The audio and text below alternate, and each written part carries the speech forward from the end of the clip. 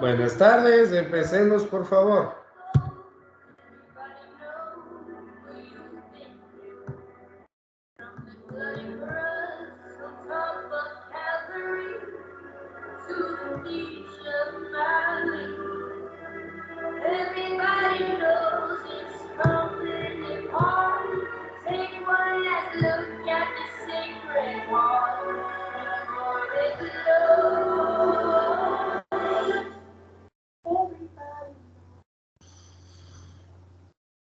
A veces me da por oír música en la hora de la pausa.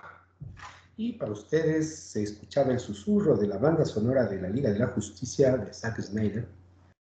Everybody Knows se llama esa canción, ¿no es cierto? Ok, empecemos. Muy buenas tardes. Empecemos y sigamos hablando de diseño de experimentos. La clase anterior habíamos planteado los conceptos de variables de respuesta, factor de estudio, ruido, réplica, observación, nivel, diseño de experimentos, ¿verdad?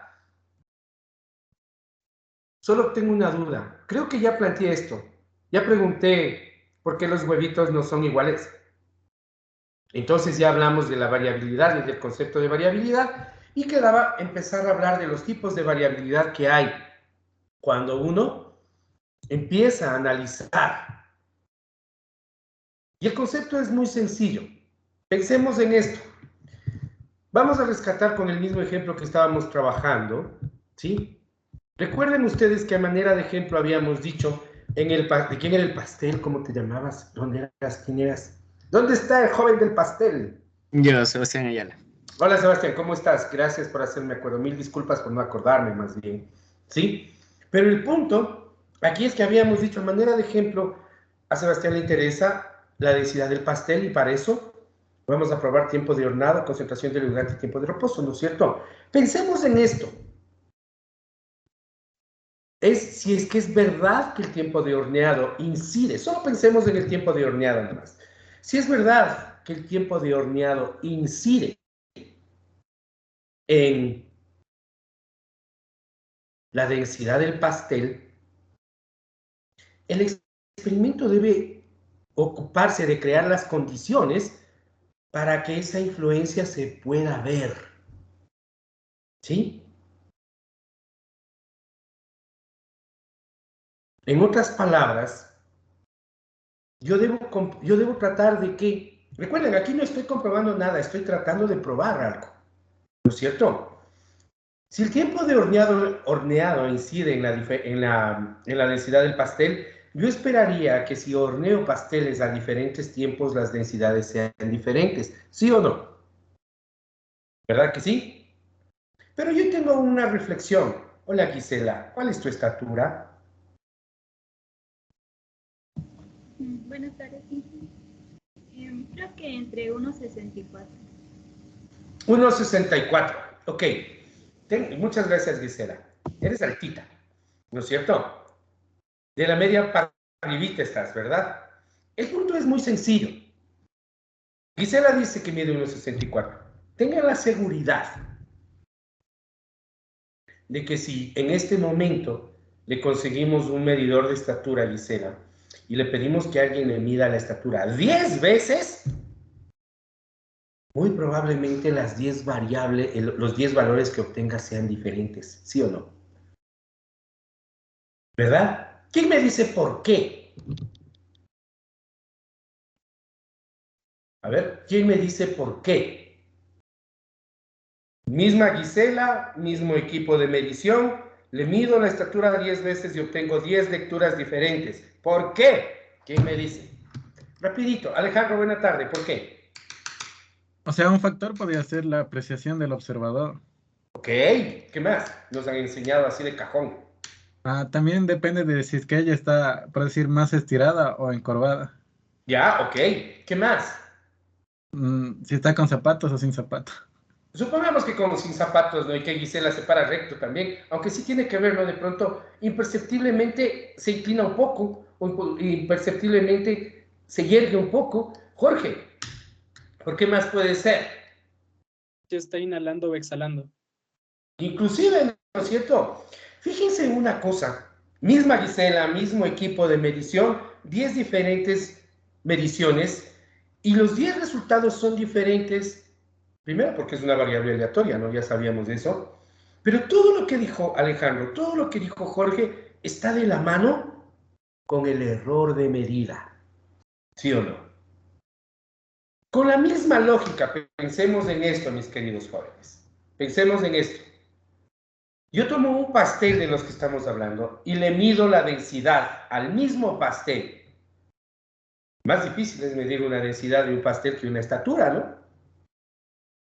Voy a obtener iguales mediciones, al mismo pastel, voy a obtener iguales valores de densidad. ¿Qué dicen? No, porque hay errores de medida también involucrados más grandes. Ahora, reflexionemos de esto, lo siguiente. Tengo un pastel horneado, a ver, ¿cuánto dice? 15 minutos. Y tengo otro pastel horneado 20 minutos. A los dos pasteles les determino la densidad. Y salen diferentes.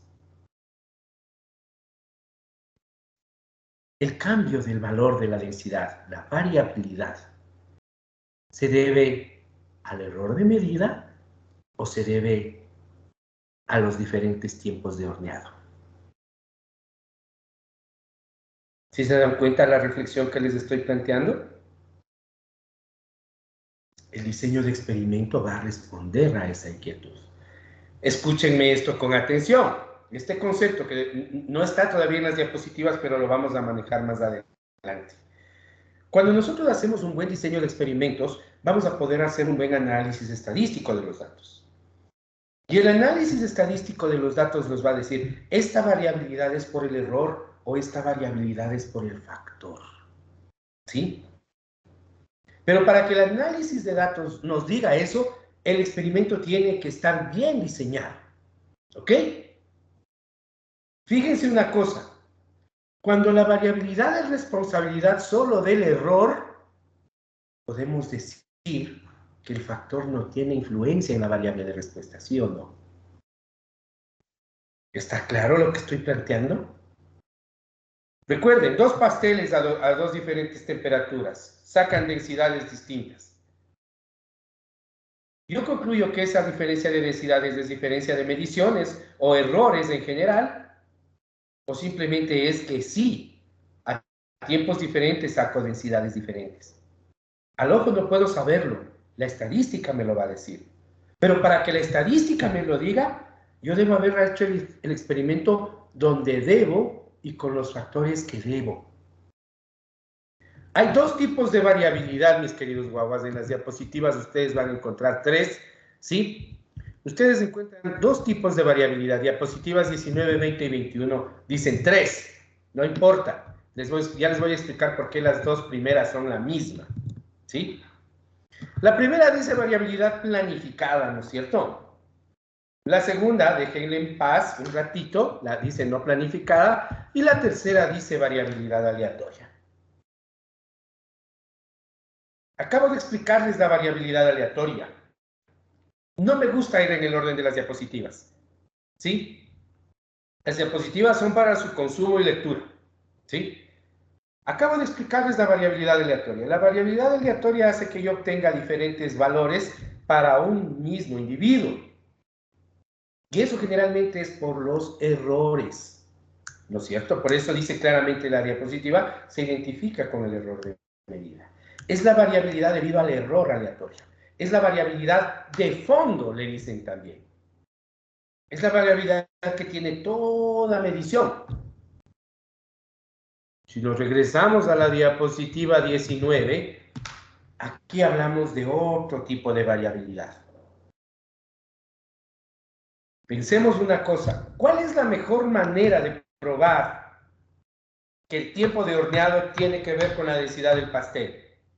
Muy sencillo, horneo a diferentes tiempos y veo si la densidad cambia. ¿Sí o no?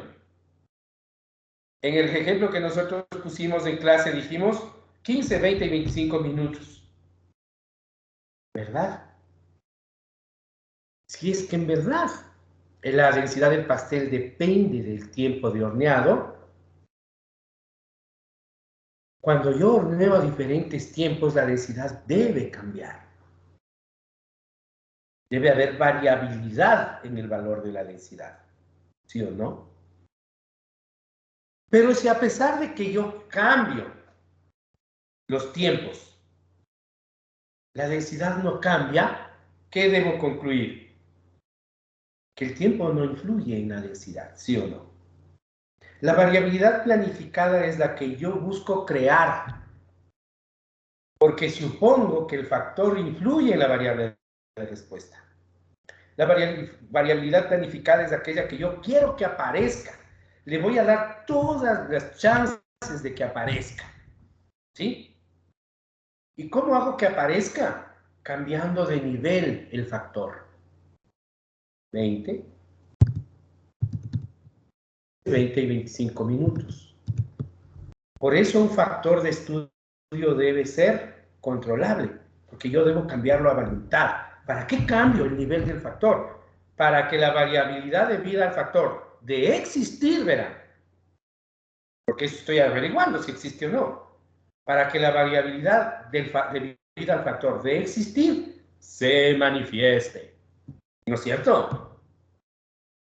Si yo cambio los tiempos, y por más que cambie los tiempos, la densidad sigue siendo básicamente la misma, se puede razonablemente concluir que el tiempo no influye en la densidad. Ahora, apliquemos ese mismo concepto para todos los factores.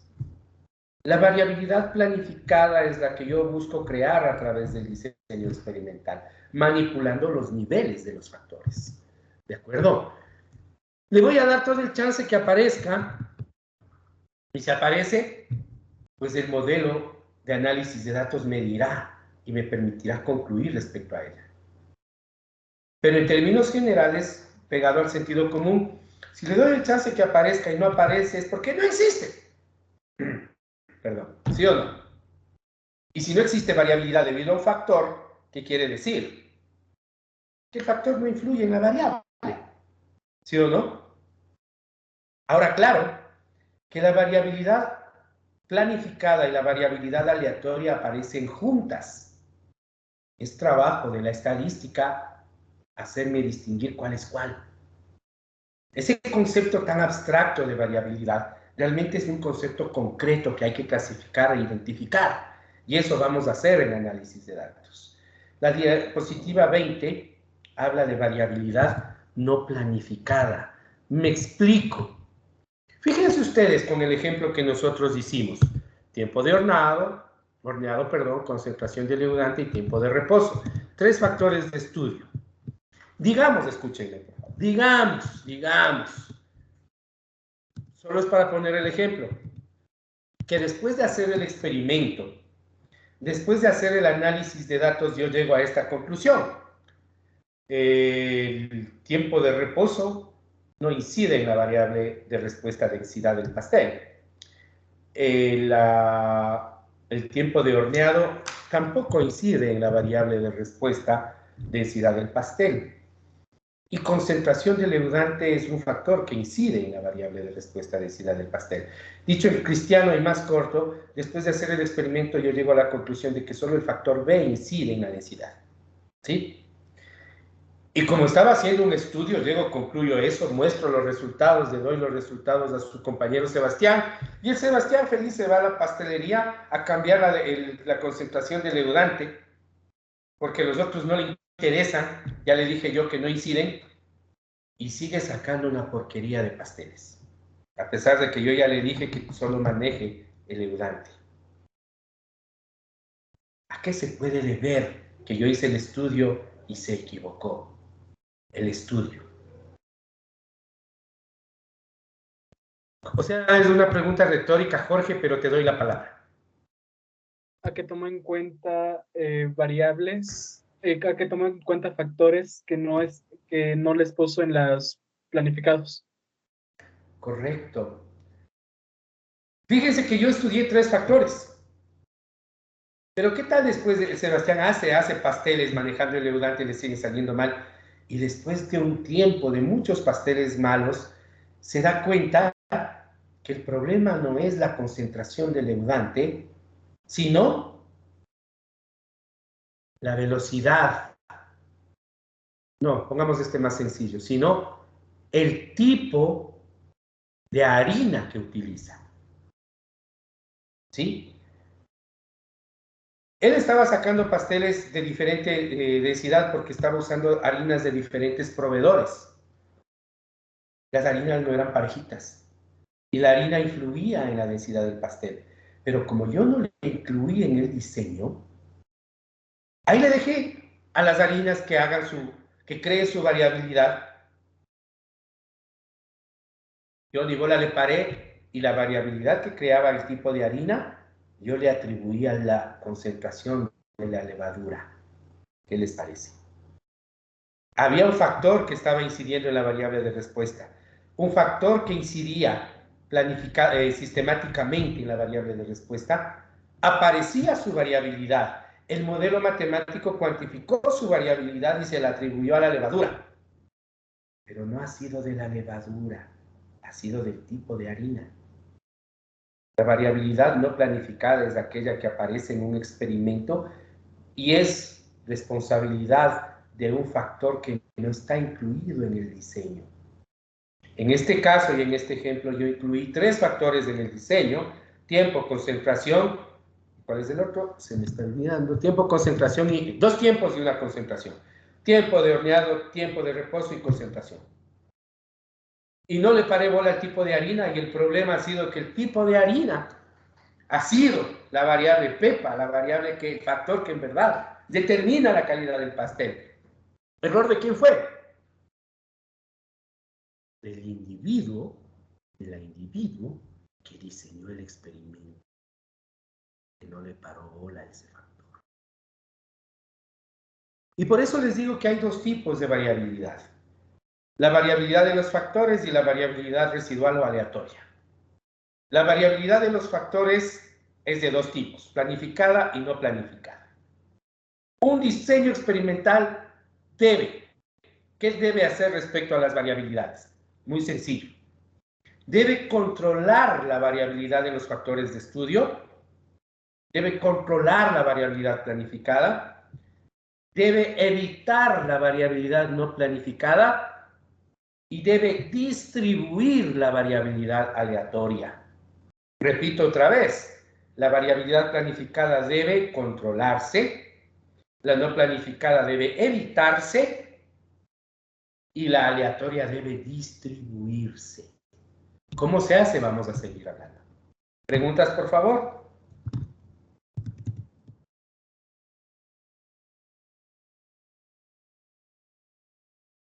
Entonces, cuando uno va a hacer un experimento, mis queridos guaguas, debe planificarlo adecuadamente. No es cuestión de decir, a ver, estudiemos el tiempo y la concentración, ya. Hazle a 5 tiempos, hazle a 3 concentraciones, ya. Así diseñaban los experimentos en esta facultad hace unos 15 años, ¿sí? Así diseñé mi tesis, y así salió mal mi tesis de pregrado, ¿sí? Yo me acuerdo que mi tutor me dijo, hazte unas 5 temperaturas. Clarito me acuerdo. Yo hice coeficientes de convección en tanques agitados, ¿sí? Ya estudiarán eso en fenómenos. ¿De acuerdo? Clarito me acuerdo que mi tutor me dijo, a ver, trabájate a 3 caudales y a 5 temperaturas.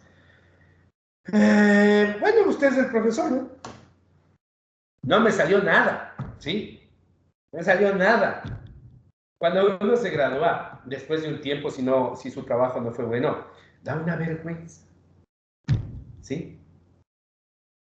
Pero así mismo es, ¿no? ¿De acuerdo? En todo caso, mis queridos jóvenes, el punto es este: hay que planificar bien el experimento, y eso es lo que ustedes tienen en las diapositivas 24 y 25. Sí, 24 y 25. Ahí está un esquema general de cómo se planifica un experimento, ¿sí? Esta fase de la explicación tiene que ver entonces con la metodología para planificar. Luego, cómo se hace cada paso lo voy a explicar paralelamente y más adelante. Ataquemos de la primera diapositiva, la 24, para arrancar. Pregunta suelta: ¿hasta qué diapositiva se fueron a leer? ¿Quién me dice? ¿Hasta qué diapositiva les pedí que lean? En serio, no saben hasta qué diapositiva les pedí lectura. Gracias, Alejandro. Hasta las 54. Muchas gracias, y estamos en la 25. Hay que avanzar 25 diapositivas más, siquiera el día de hoy, ¿no es cierto? Y es por donde vamos. Recuerden que les dije, la investigación o el experimento está enmarcado en la investigación. La investigación básicamente quiere dar respuestas a un problema. Una vez que uno identifica el problema, tiene que plantearse posibles soluciones de ese problema y transformar en hipótesis o en objetivos a ese problema. Y de eso habla el primer paso, ¿no es cierto? El experimento debe responder a los objetivos de la investigación. ¿Qué quiero lograr con el experimento? ¿Sí? Quiero determinar cómo influencia o cómo influyen ciertos factores de una variable de respuesta. Quiero optimizar, quiero cuantificar, quiero sacar un modelo de predicción.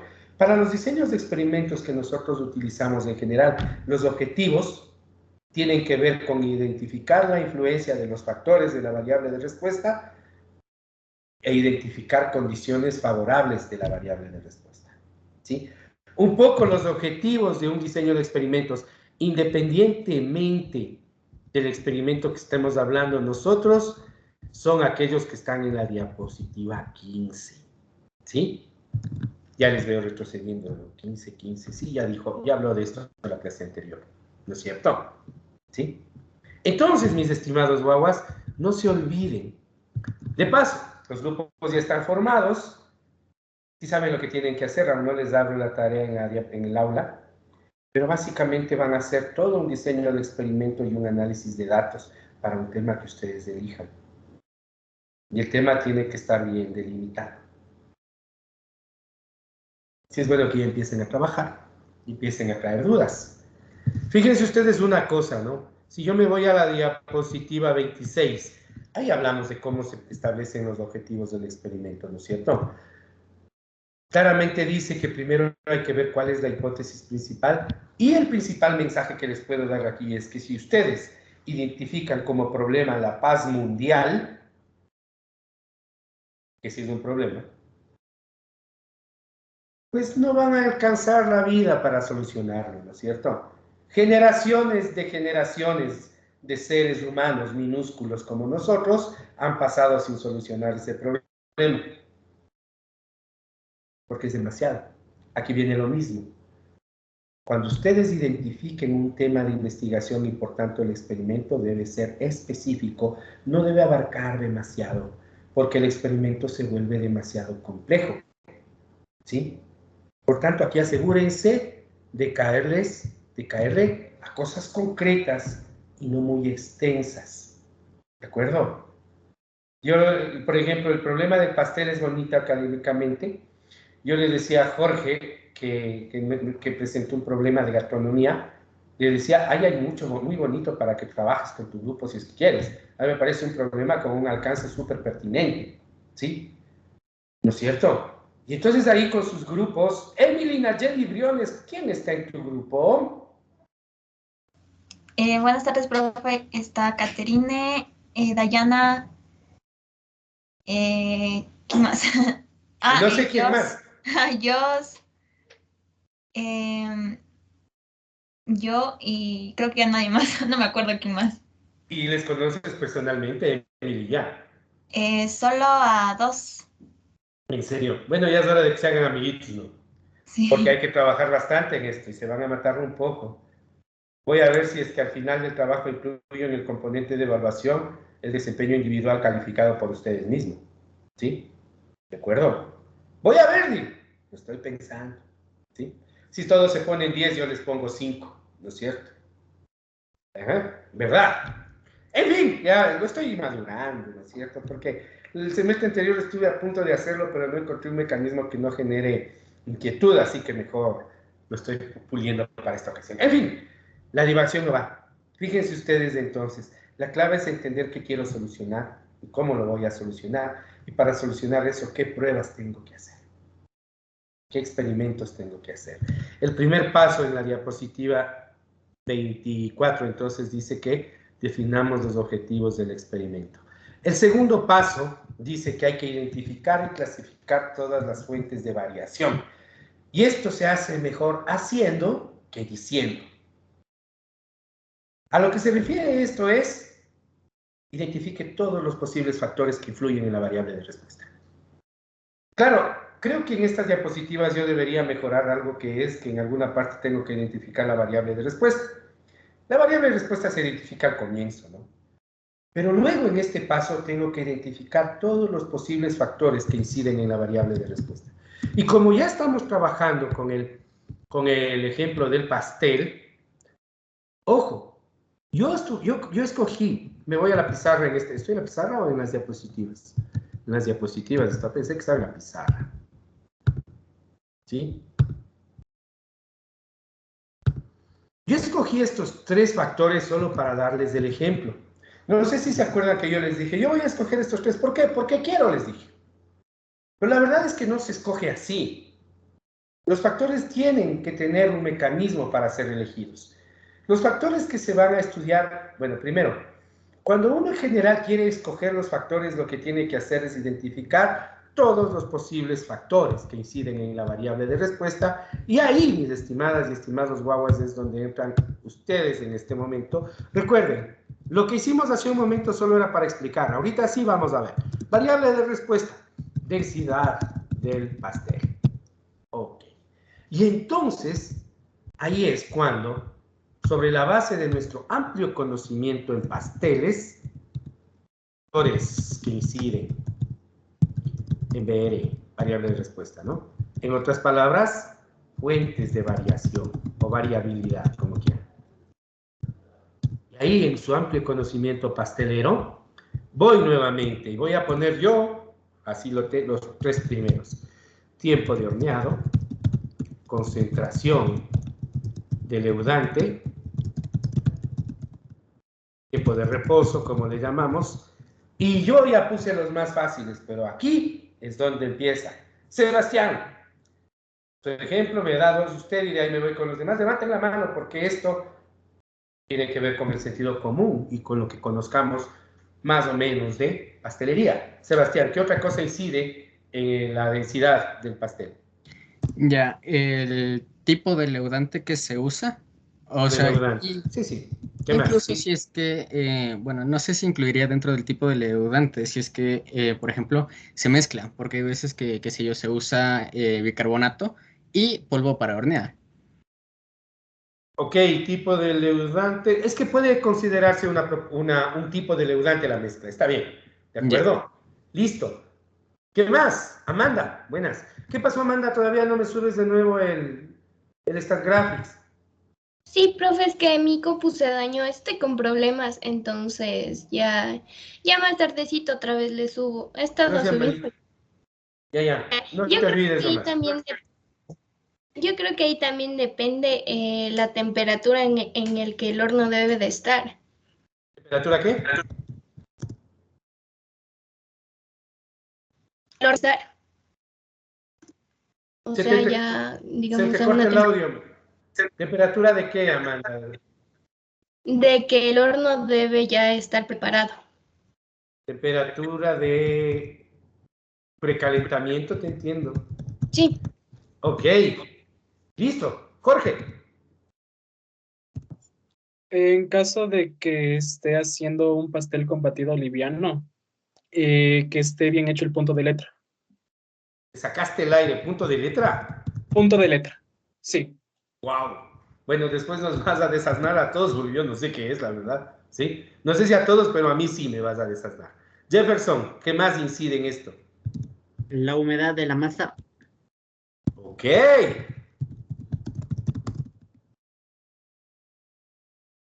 Carol.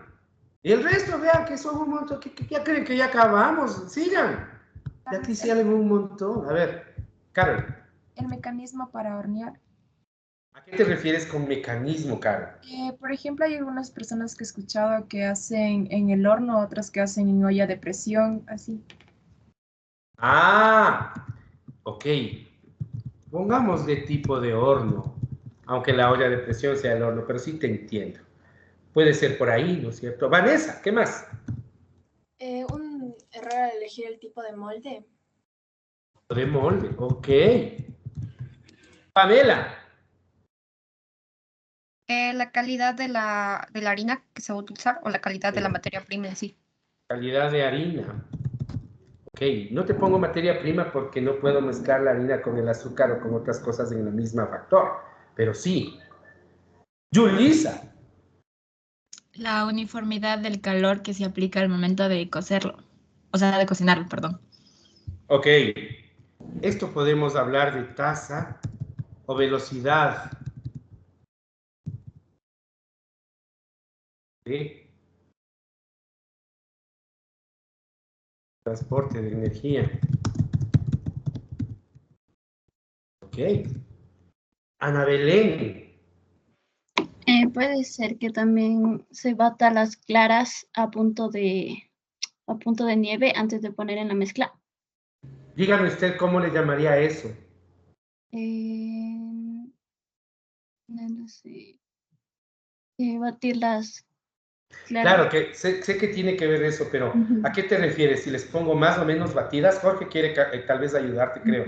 A ver, Jorge, ¿a qué se refiere Ana?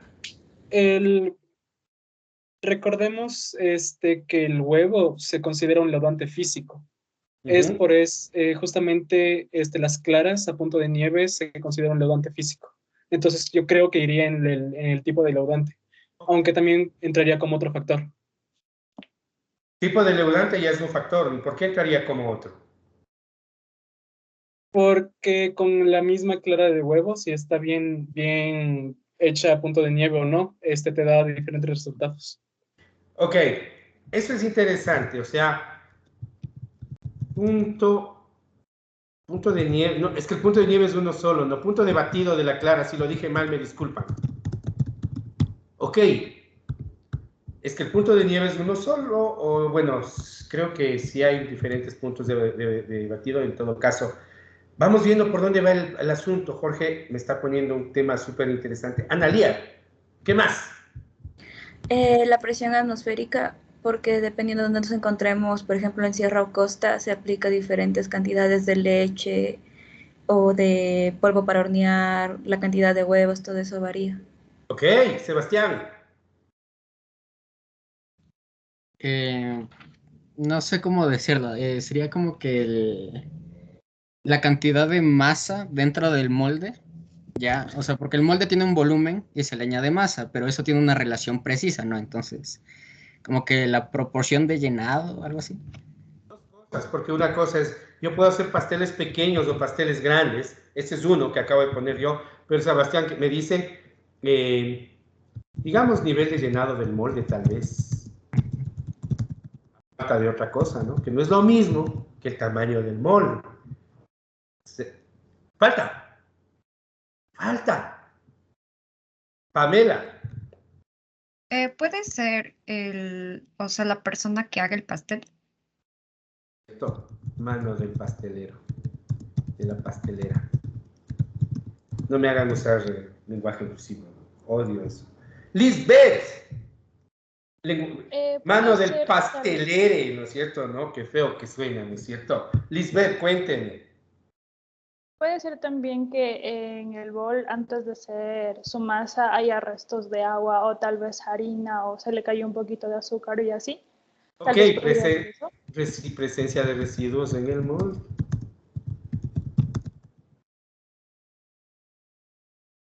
Vanessa. Puede ser que no se ingresó el pastel al horno sin haberlo precalentado. Está en temperatura de precalentamiento, no es la misma. Perdón. ¿No es cierto? Porque una de las temperaturas de precalentamiento puede ser ambiente, o sea, sin calentar, ¿verdad? Jefferson. El tiempo de amasado. Tiempo de amasado, ok, está bien, nadie le paró bola al amasado, ¿no? Amanda, fíjense ustedes cómo empezaron nomás a aparecer. Amanda. Profe, ¿puede ser también el tipo de instrumentos que se ocupó? ¿A qué te refieres con instrumentos?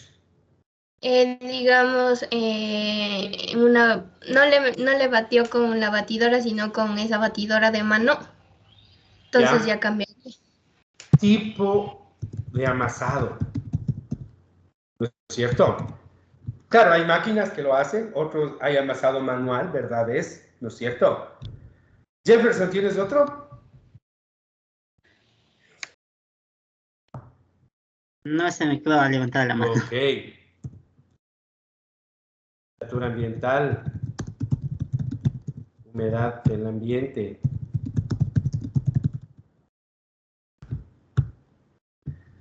¿Qué más? A ver, yo quiero que se den cuenta que algo que parecía tan básico, vean, ya tengo 3 manos más. Hola Carla Nayeli, ¿cómo estás? Inge, yo tengo buenas tardes. Yo tengo una pregunta. Estamos sacando la variable de respuesta, ¿cierto? Y la variable de... No, la de respuesta es la densidad del pastel. Esa ya está definida. Perdón, entonces sí me... Estamos determinando los factores que inciden en la densidad del pastel ahorita. Sí, perdón, Inge, gracias. Yulisa Elizabeth. También influye la temperatura a la que la materia prima se encuentra, porque si se hace un pastel con leche o con huevos más fríos, al momento de batirlos, por ejemplo, el punto de nieve a veces aumenta. Hey, vean, ustedes saben de pastelería. Yo sé hacer, chútale, yo sí sé hacer por lo menos omelets y sé hacer crepitas también. De ahí no paso. Hago unas bonitas omelets y crepas que sí pegan. Sebastián. La temperatura de cocción. ¿Eso ya no estaba por ahí? No, era la de precalentamiento, ¿no? Ya. Ok, una cosa, y estoy de acuerdo, una cosa es la temperatura de cocción y la otra es cómo distribuyo la energía alrededor del pastel en el tiempo. Por eso ese que dice velocidad de transporte de energía es diferente. Me voy a detener ahí, aunque falta, ¿no? ¿Qué más va? Aparte de la harina, la levadura, ¿qué más va en un pastel?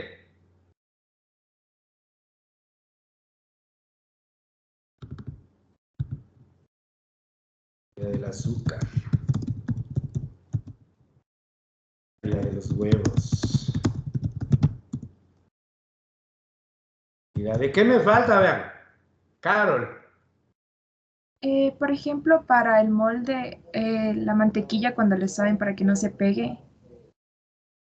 Un graseo, no el molde. ¿Eso quieres como factor o la mantequilla en sí? La mantequilla la estoy poniendo como un factor. ¿Ok? Entonces, fíjense si usted está bien engrasado previo del molde. ¿Sí o no? Nomás es. Digo, Anthony. Yulisa, ¿te di la palabra ya o me equivoqué? Ok, Anthony. Esencia de vainilla. Calidad de la esencia. Bueno, claro, ahí ya nos podemos ir en general a cualquier sustancia que tenga relación con los saborizantes, ¿no? Me perdonan ustedes, Sebastián y Jorge, si es que estoy hablando de algún tipo de disparate relacionado con la materia prima. Pero, y me detengo aquí. ¿Se acuerdan que yo escogí 3 para darles el ejemplo? Estos 3 escogí yo, ¿no? En la clase pasada. Yo había escogido estos 3, A, B y C. Pero solo era para explicarles los conceptos. El hecho es que en un pastel, en su densidad, en su sabor, en su forma, inciden todas estas variables de respuesta. Y esto es precisamente lo que hay que hacer cuando se inicia un experimento. Identificar todos los factores que pueden, no que necesariamente inciden, que pueden incidir en una variable de respuesta, que pueden incidir en una variable de respuesta. Claro, en esta parte yo, por ejemplo, si yo hacía la lista solito, no ponía ni la mitad, porque el conocimiento de algunos de ustedes en el tema de pasteles ha sido bastante interesante. Lo que quiere decir es que cuando uno va a hacer una investigación, esto no se hace nomás con la cabeza. A ver, ¿qué nomás incide en los puntos activos de un catalizador obtenido a partir de lodos residuales? Eso no me va a salir de la cabeza, ¿no es cierto? Y es por eso que si ustedes ven la diapositiva, dicen la única manera de hacer esto bien es leyendo. Hay que hacer una revisión bibliográfica durísima. Y cuando digo revisión bibliográfica, olvídense para siempre de googlear. Cuando hablo de una revisión bibliográfica, es revisión bibliográfica académica. Ustedes ya deben estar familiarizados con el Google académico, ¿verdad? Yulisa, ¿no te gusta o no lo has usado?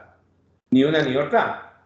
No, no me gusta, prefiero utilizar libros en otra plataforma. Ok, es que a eso iba yo. La ventaja del Google Académico no es, o mejor dicho, cuando hablamos de revisión bibliográfica, no estoy hablando solo de libros, Yulisa. De hecho, los libros son un componente inicial, pero la verdadera revisión bibliográfica en una investigación, cuando estudien metodología de investigación, su profesor les dirá, la revisión del estado del arte se llama. ¿Sí? Es de papers, de artículos, no de libros. Y es por eso que les dije, su puerta de entrada a los papers ahora es del Google Académico. Cuando avancen un poco más, ustedes conocerán otras formas de encontrar papers, ¿sí? No es objeto de este curso. Pero yo insisto, una cosa es hablar del pastel y de la experiencia que ustedes tienen, pero yo estoy seguro que si alguno de ustedes se va a googlear en el Google Scholar ahorita, va a encontrar papers respecto a cómo hornear pasteles. Y todo lo que nosotros nos estamos preguntando, alguien ya lo estudió académicamente. ¿Sí? Y esos papers son los que a su investigación les va a dar fuerza para identificar todos los factores que tienen que identificar. Ahora, alguien ya me dio contando cuántos pusimos. ¿Cuántos están en la lista, guaguas?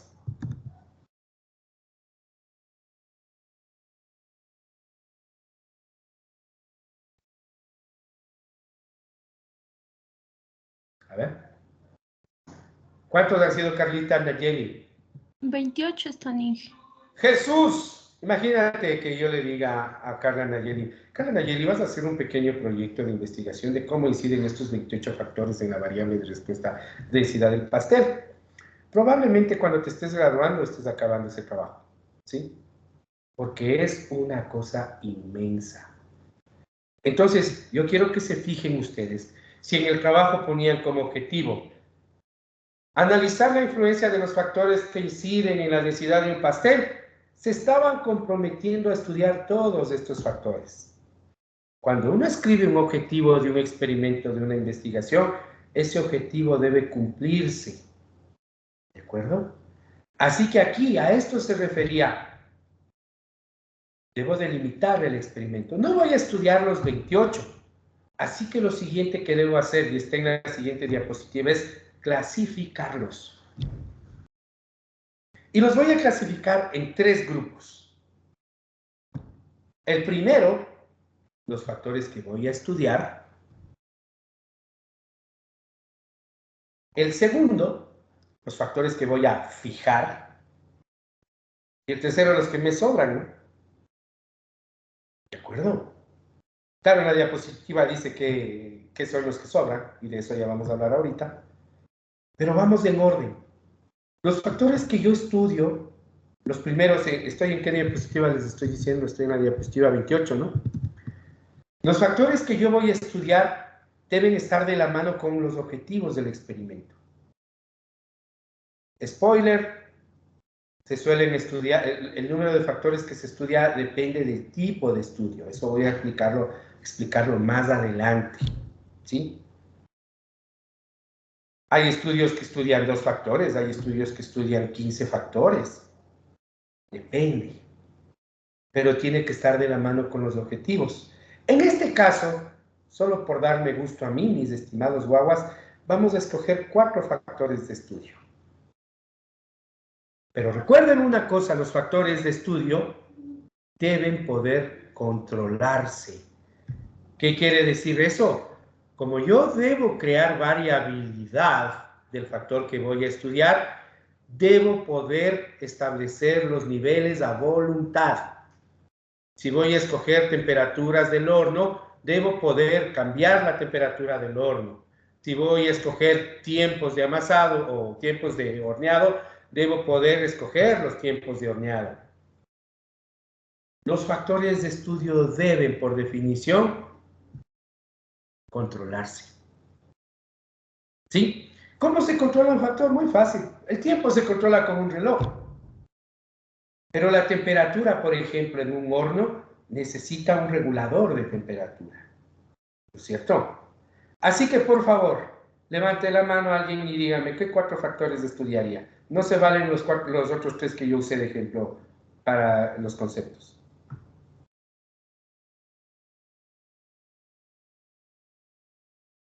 Ojo, siempre que uno está imaginando estos ejemplos tiene que hacerse una película en la cabeza, ¿no? Le decía al otro paralelo ayer y me estaba olvidando con ustedes. Sáquense de la cabeza que un experimento es metidos en un laboratorio con batas blancas, con todos los equipos lindos ahí. No. Un experimento puede ser, por supuesto, ahí, pero un experimento también puede ser en la panadería de Sebastián, en el lugar donde él hace los pasteles. Y un experimento, por último, puede ser en media calle poniendo una bandeja para el público. La diferencia es que puedo o no controlar la variabilidad en cada uno de ellos. Así que, mis queridos guaguas, hagámonos la película. Esto lo vamos a hacer no en un laboratorio, sino ¿dónde, Sebastián? En la panadería de Sebastián. No sé si exista todavía. ¿Dónde era? ¿Dónde me dijiste que era? Sí me dijiste, ¿no? Aquí en mi casita. Ya, en tu casita, en la cocina de tu casa. Sí. Ok, entonces piensen que es su propia cocina. ¿De acuerdo? Vamos ahí entonces. ¿Quién se anima? ¿Qué factores de estudio quisiera incluir para este ejemplo? 4 les pedí. ¿Por qué 4? Después les explico cómo se escoge ese número, pero yo les pedí 4. A ver. Con mucho sentido común y con mucha imaginación. Anthony, Ricardo, cuéntame. Ya ver, el tipo de horno. Permítame tomar un marcador para marcarlos de color. Ok, me dice, tipo de horno. Ok, pensemos en esto. ¿Yo puedo cambiar de horno a horno? Por supuesto que puedo, Anthony. La pregunta es, Sebastián, ¿cuántos tipos de horno tienes en tu cocina? Yo manejé hasta 4 hornos. Entonces, sí, Anthony, correcto. Tipo de horno, ¿dónde ya se me cayó? Ya ni le veo ya. Acá está. Siga. ¿Cómo es? Anthony. La calidad del azúcar. Ok, Anthony. ¿Dónde compras el azúcar? Cerca de la casa hay 3 lugares para comprar. Hay un supermercado grande, una tiendita y otra vecina. Hay diferentes. ¿Puedes controlar la calidad del azúcar? No. Ya, O sea, ya sí. se entendió el concepto. Se empieza a entender el concepto. Los factores a estudiar deben poder controlarse. Por eso al Sebastián le pregunté, ¿tenías diferentes hornos? Me dijo sí. Ok, entonces sí puedo cambiar horno a horno. Puedo hacer los pasteles en uno u otro. Puedo controlar el tipo de horno. Pero el tipo de azúcar no, la calidad del azúcar no. ¿Por qué? Como bien les dije, ¿no es cierto?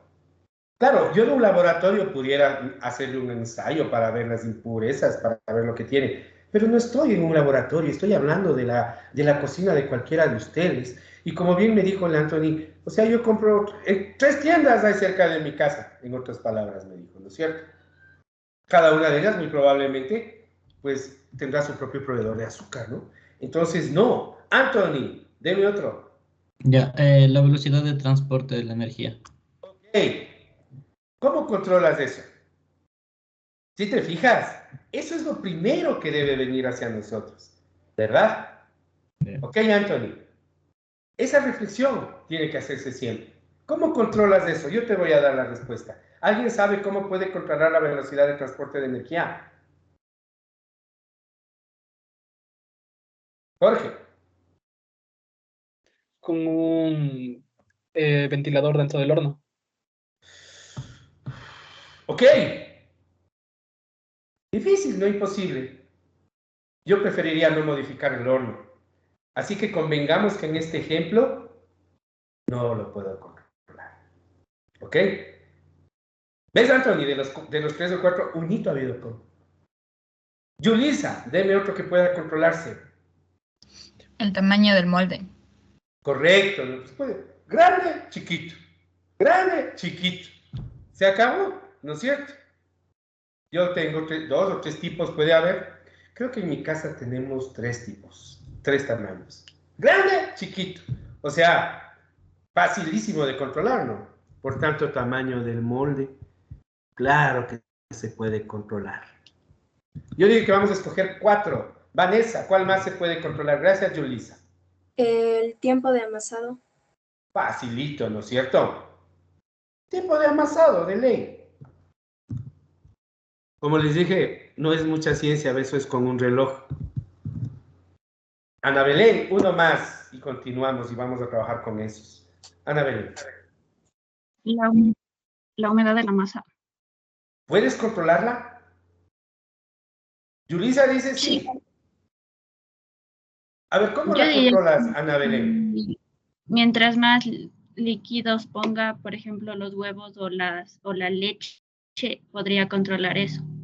Controlar quiere decir que tú sabes del valor exacto que de la humedad que vas a meter al horno y que vas a meter siempre los mismos valores.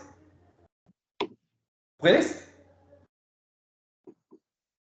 Julissa, que al comienzo dijo sí, ahora me dice ya no. ¿Por qué? Está claro que si yo sigo una receta determinada, en teoría la composición de cualquier mezcla como la masa es aproximadamente igual. Pero Jorge me hace un no rotundo. Las personas que saben de cocina saben que por más que siga una receta, los resultados de la receta suelen ser insospechadamente diferentes. La variabilidad de composiciones o de elementos de la composición como la humedad no se controla. Si se dan cuenta, parece que sí, pero no. Su compañera me dijo es que la humedad no solo es del agua, la humedad es del agua si usas agua, ¿no? Porque las masas a veces usan leche, por ejemplo, huevos, mantequilla, y el resultado es muy variable, no se puede controlar. Sebastián, ¿quieres agregar algo o me vas a dar otro factor? No, quería hacerle una consulta, profe. Poniendo el caso de, a ver, supongamos que dentro de mi experimento yo incluyo justamente el tipo de horno y la temperatura de cocción, ¿ya? Supongamos que ese fuera el caso. Yo aquí tengo un horno, que curiosamente era el que mejor funcionaba, en el que no se regula la temperatura, literal se conecta y ya tiene una temperatura estándar. Ahora, ese horno, dado que también quiero analizar el control de temperatura, queda descartado. Correcto, porque si tú quieres analizar los dos factores simultáneamente, en los dos debieras poder controlar temperatura. En todos los hornos debieras poder controlar temperatura. Sí, verás, eso tiene una consecuencia matemática, y es que el modelo no va a ser un modelo equilibrado, y eso matemáticamente causa problemas. Entonces, por ahí es mejor que todos tus hornos, o todos los hornos de los que trabajes, permitan regular temperatura. Si no es así, ya no trabajas con ese horno, trabajas solo con los otros 3. De Jorge. Justamente con el ejemplo de mi compañero quería hacerle una pregunta. Digamos que tiene varios tipos de horno, pero todos los hornos tienen para poder determinar, por ejemplo, 180 grados. Pero sabemos que por los materiales o porque el horno es viejo, por un montón de razones, no siempre va a ser exactamente 180 grados. Entonces la temperatura no es una variable. Un poco aleatorio también. De acuerdo, de hecho sí. Yo estoy saliendo del supuesto de que yo puedo controlar exactamente la temperatura en cada horno. Lo que Jorge dice es verdad. Y les doy un ejemplo muy a la mano conmigo. No porque yo haga los pasteles, pero mi novia se empeña, ¿sí? Ella tenía problemas con las masas, se le bajaban.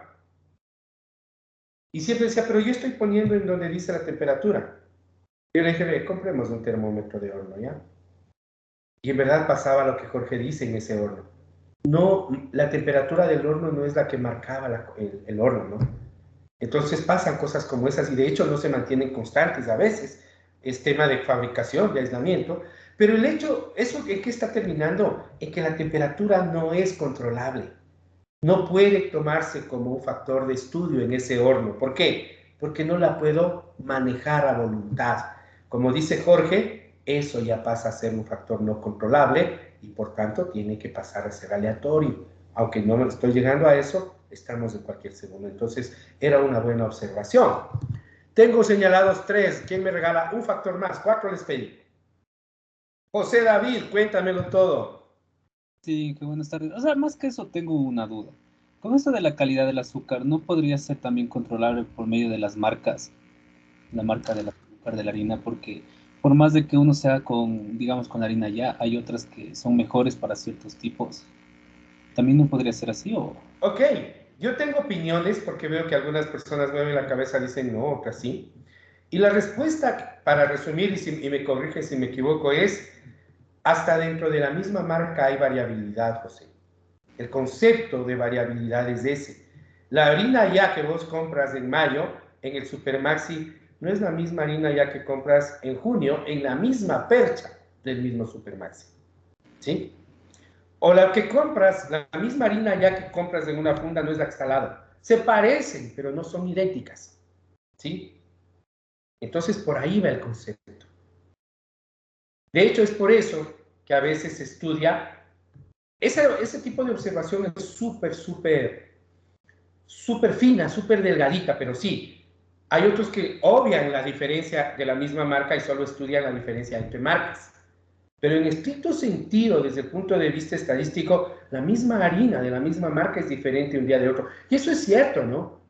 ¿O no les ha pasado que a veces compran una funda de un producto que está buenísimo y le compran a la semana y dicen, ¿qué es esto? Y eso es para cualquier producto, no solo para la harina, ¿no? Entonces, ese enfoque también hay que tenerlo, José David. Vanessa, cuénteme, ¿cuál sería el último factor que vamos a estudiar en este caso? Puede ser el nivel de llenado del molde. Facilito, ¿no es cierto? Ah. Y ojo que no digo que es no son los únicos 4 que se puede controlar, hay otros más, ¿sí? Hay otros más.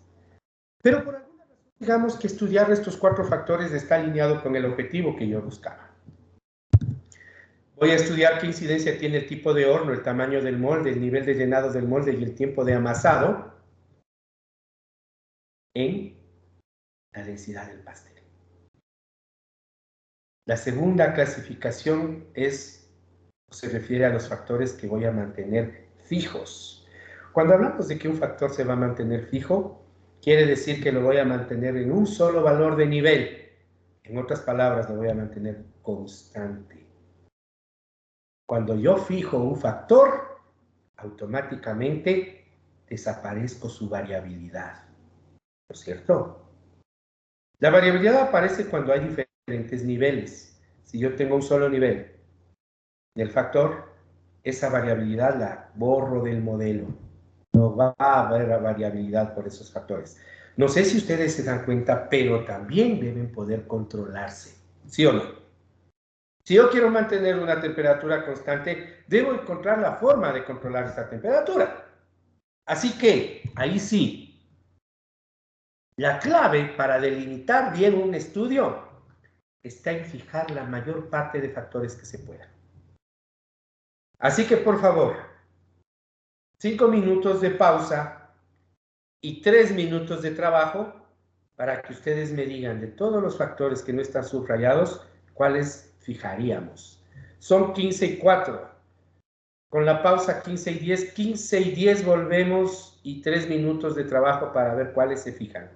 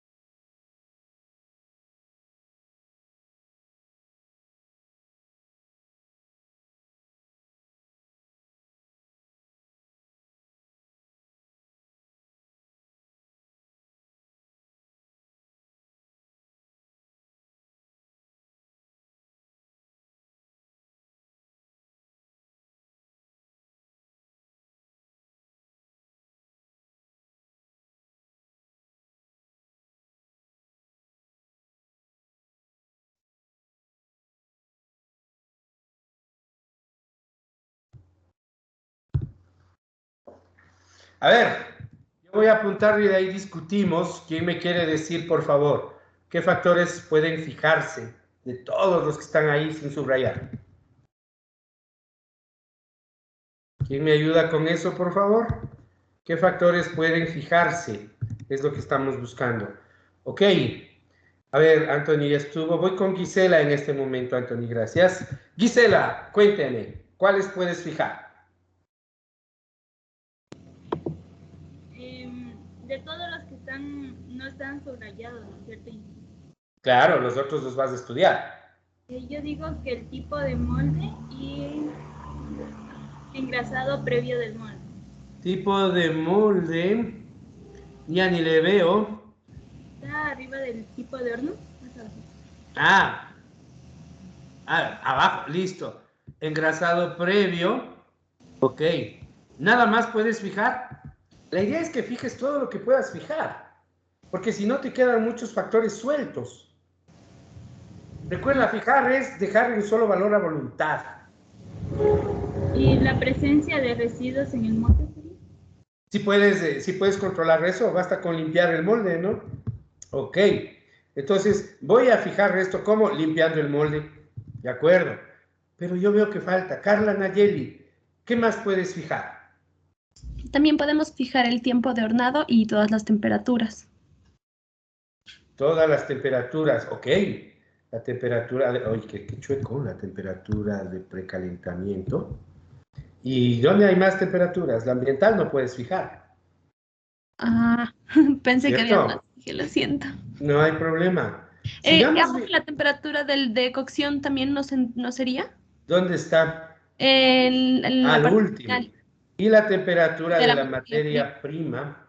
Ok, sí se pueden fijar. Ok, sigamos. ¿Seguro solo eso? Anthony, ¿qué más puedo fijar? Buenas tardes, Jim. ¿Puede ser la presión atmosférica? ¿Seguro puedes fijarla? Digamos, no poder como controlarla, pero digamos sí que el experimento solo se puede replicar, digamos, solo en Quito, a esa presión. Claro, ahí hay dos interpretaciones, ¿no? Podemos decir, si yo hago solo en Quito, estoy controlando, fijando la presión atmosférica. Pero siempre va a haber algunos que nos digan, no, lo que pasa es que la presión atmosférica no solo es función de la altura, sino también de la humedad y la temperatura. Entonces, no, mi amigo.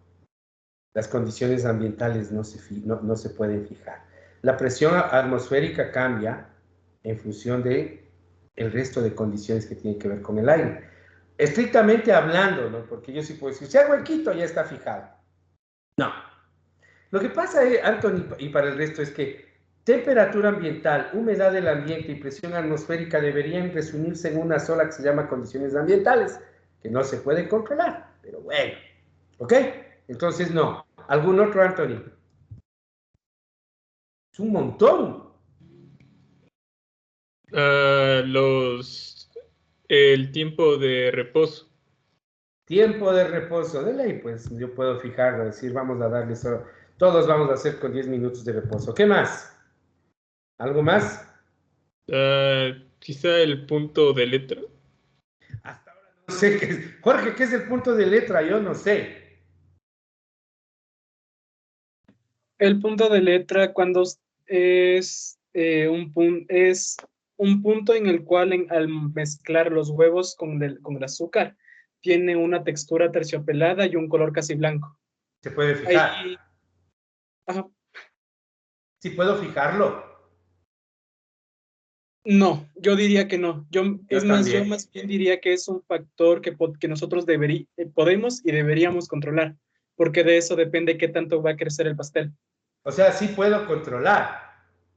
Totalmente, se puede controlar. Ok, a lo que yo voy es a eso.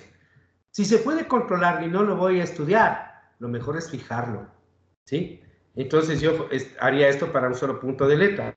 De pronto es de interés estudiarlo, Jorge, pero ya decidimos estudiar los 4 azules.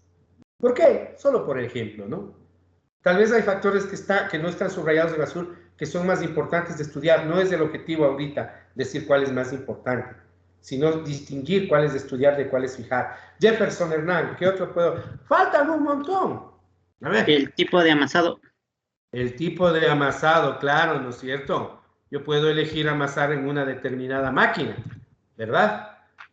Y la mano de la pastelera. La mano de la pastelera. Está muy bien.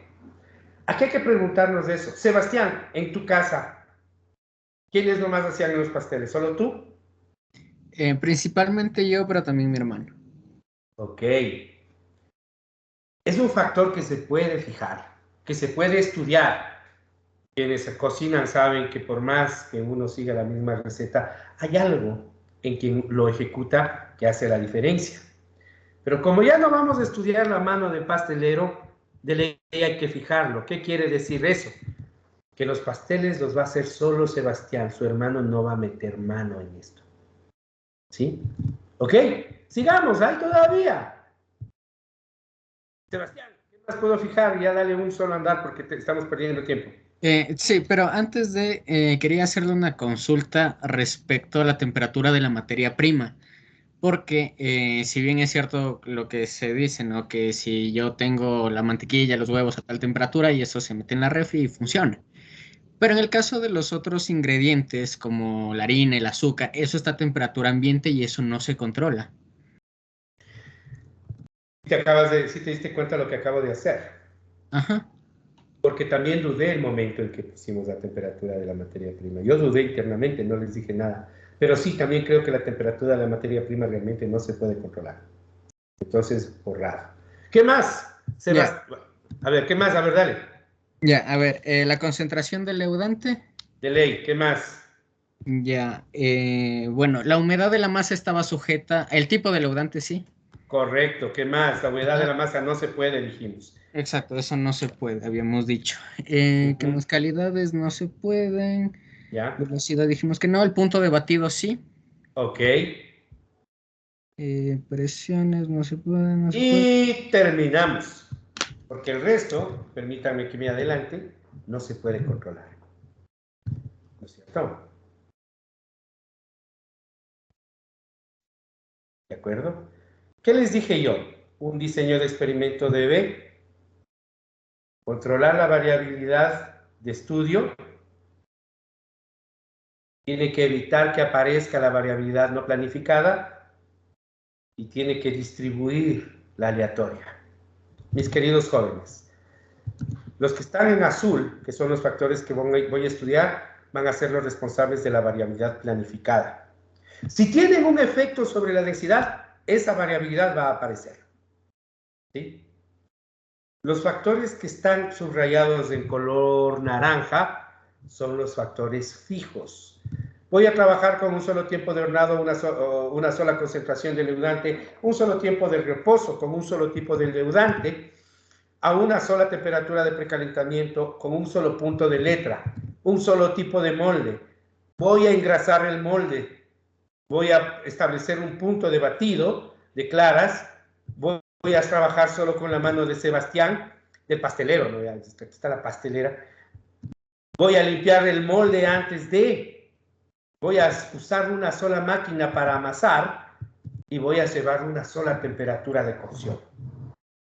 Todos esos factores están fijados y lo que va a pasar es que en el modelo su variabilidad no va a aparecer. ¿No es cierto? Si uno de estos factores se me hubiese ido por alto y no le controlo, no le fijo, de pronto me creaba variabilidad no planificada. ¿Sí? Carla, ¿cuál es tu pregunta? Sí, Inge. Por ejemplo, en el punto de letra habla de que va a depender de la velocidad con la que se bata, ¿cierto? Pero, por ejemplo, para mí es diferente un espesor y para usted puede ser diferente un espesor, entonces no iría porque se supone que no puede variar. Discuta, Jorge. Perdón. Ya me perdiste. Carla me dice que el punto de letra es un criterio subjetivo y por tanto no se puede controlar. Es lo que me dijo. Sí, pensando en eso es más bien un poco aleatorio. ¿No es cierto? Y lo mismo el punto de claras, ¿no es cierto? El punto de batido de las claras. ¿Sí o no? Por tanto, Carla, con muy buen criterio me está diciendo, vean, ese tal punto de letra no se puede controlar. Y con un criterio muy similar, el punto de batido de las claras no se puede controlar. Recién ayer creo que veía un programa de postería y decía, va a traer las claras hasta que forme ondas cortas. O sea, ¿qué es eso? O sea, está muy bien, pero ¿qué es una onda corta? ¿No es cierto? Entonces, por ahí va. Claro, yo supongo que Sebastián lo tiene claro, pero la mayor parte no. ¿Qué será corta? 0,7 centímetros, 0,8 centímetros. O sea, medio complicado, bastante subjetivo. En la cocina muchas cosas tienen ese tipo de subjetividad, ¿no es cierto? Entonces, mejor lo tomamos como aleatorio. Sebastián, ¿algo que agregar? Sí, el tema de la presencia de los residuos en el molde. Es correcto que se limpie y todo lo demás, pero no va a impedir que alguna mugre, algún algo le caiga encima, ¿no? Entonces, igual es aleatorio. Usted que conoce lo que me está planteando se da cuenta que todo es objeto de análisis y también dudé cuando borré lo de la limpieza del molde. Permíteme conservarlo como un factor fijo, ¿ya? ¿De acuerdo? Y vas a ver dónde se compensa eso. Finalmente, Carla, porque hay que avanzar. Estamos atrasados y hemos avanzado poco. Inge, ¿de pronto me puede explicar otra vez por qué la temperatura de la materia prima no entra en este caso, por favor? Claro, la temperatura de la materia prima depende de las condiciones ambientales, así de simple. Ya, Inge, gracias. Facilito, ¿no es cierto? Y no puedes controlar las condiciones ambientales. Claro, me dice, ¿qué tal si es que yo refrigero todo? Pero es que no todas las materias primas tienen que refrigerarse. La harina no refrigeras, el azúcar no refrigeras, ¿verdad? Entonces, algunas temperaturas dependen de las temperaturas ambiente. Finalmente, las que no están subrayadas entran en el tercer grupo de la diapositiva número 28. Me estorban. Factores molestias se les llama en el diseño. ¿Qué hago con ellos? Sería lindo este experimento solo con los subrayados tomates y azules, ¿no? Si se fijan ustedes que del grupo que quedó, no puedo controlarlos. En nuestra clasificación, ninguno de los que quedaron se puede controlar. Habrá otras clasificaciones en que algunos sí se pueden controlar. Pero ya sea que los que me sobraron se puedan controlar o no, son factores molestia, y a los factores molestia se les hace dos cosas. Se les aleatoriza o se les bloquea.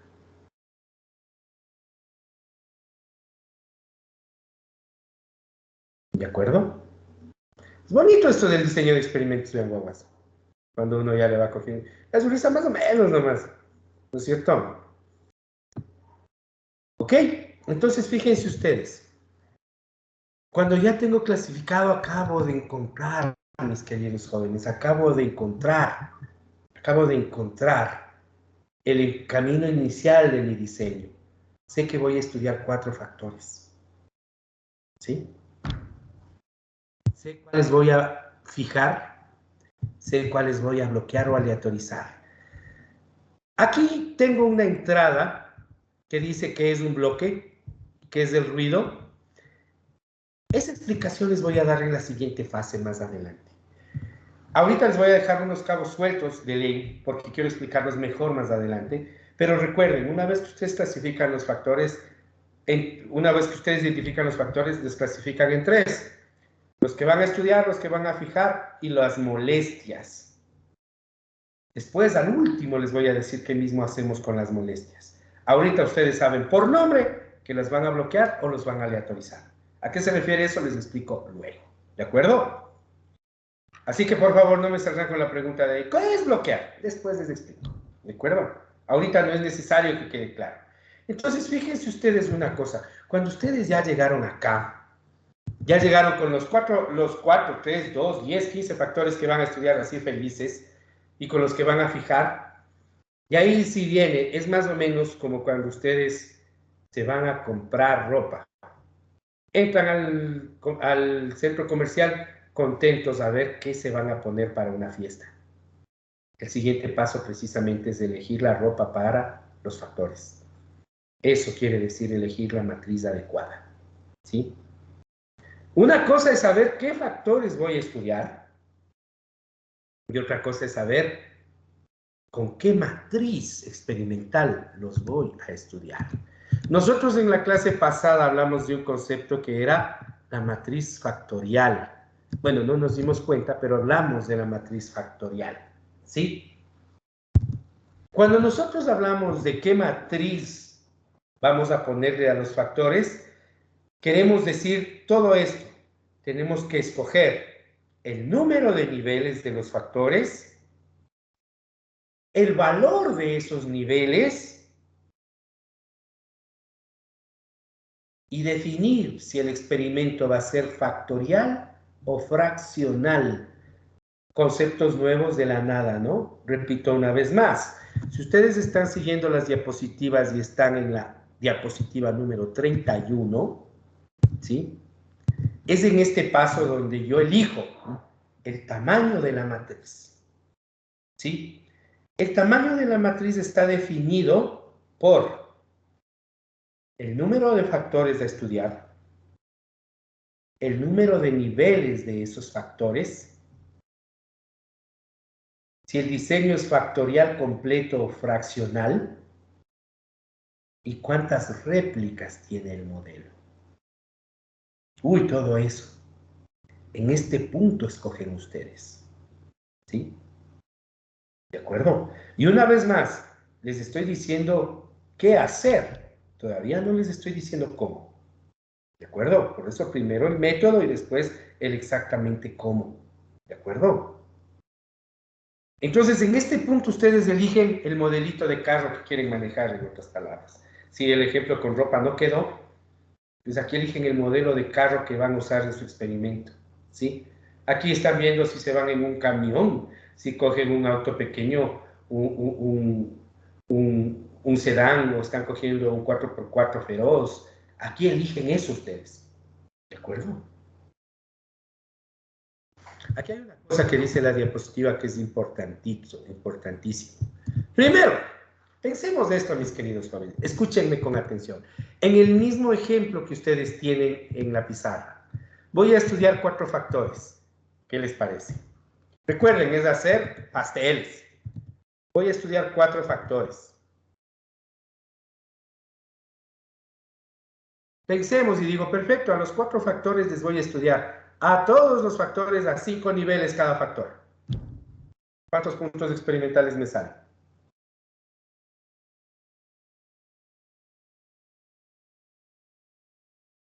Repito una vez más, voy a estudiar 4 factores, los que están subrayados en azul.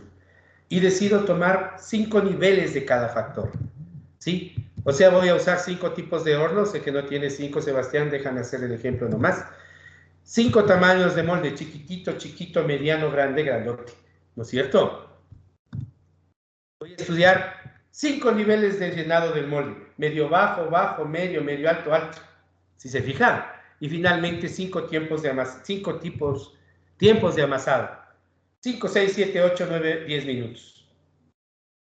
¿Cuántos puntos experimentales tienen? De paso a ver si entendieron el concepto de punto experimental. Jorge. 1024. 1024, ¿cómo lo sacaste? 4 a la quinta. ¿Seguro no es 5 a la cuarta? No lo sé. Es cuando la matriz es ortogonal, como en este caso, es número de niveles elevado al número de factores. 5 a la cuarta. ¿Cuánto sale? Anthony. 625. Ok, 625, gracias. Digamos, escúchenme con atención. Estoy diciendo que si yo estos 4 factores les estudio a 5 niveles, tengo 625 combinaciones posibles de los niveles del factor, ¿sí o no? Solo una réplica por punto experimental. Termino con 1250 hechuras de pastel. Puedo repetir el número para que les retumbe en la... 1250 veces voy a hacer pasteles. Suponiendo que cada vez haga un solo pastel, voy a hacer 1250 pasteles para nomás de ver por qué me sale aplanado a veces y otras veces no. ¿Cuánto tiempo, cuánta materia prima voy a utilizar Si ustedes ven la diapositiva, ahí dice, para definir qué matriz voy a usar, debo considerar la disponibilidad de recursos. Sebastián, solo por preguntar, ¿cuántos textos al día pudieras hacer? Creo que en mi mejor momento hice hasta 20 pasteles en un día. Ok, vamos, supongamos que eres, que en tu mejor momento estás trabajando en esto. 1250 para 20. 62,5 días haciendo pasteles. En su mejor momento, ya se empiezan a dar cuenta cuál es la implicación de elegir una buena matriz experimental. Eso por no hablar de cuánta materia prima gastó, ¿no? ¿Por qué? Porque al bonito del profesor se le ocurrió estudiar los 4 factores a 5 niveles. ¿Verdad? Para elegir una matriz hay que cuadrar todo. ¿Cuántos factores quiero estudiar? ¿Cuántos niveles? Y para ver hasta dónde me alcanza el recurso. ¿Se imaginan si yo les salgo con algo de esto a un estudiante en una tesis? Ah, tranquilo, solo tienes que hacer 1250 pruebas. Yo de estudiante diría, por Dios, cámbienme de tutor. ¿No es cierto? ¿Con quién hay que hablar, verdad? Por ahí va el asunto, babas. ¿Sí se fijan? Entonces, mis queridos jóvenes, como les dije hace un momento, más adelante les digo cómo se escoge. Pero aquí ustedes eligen la matriz que van a aplicar experimentalmente.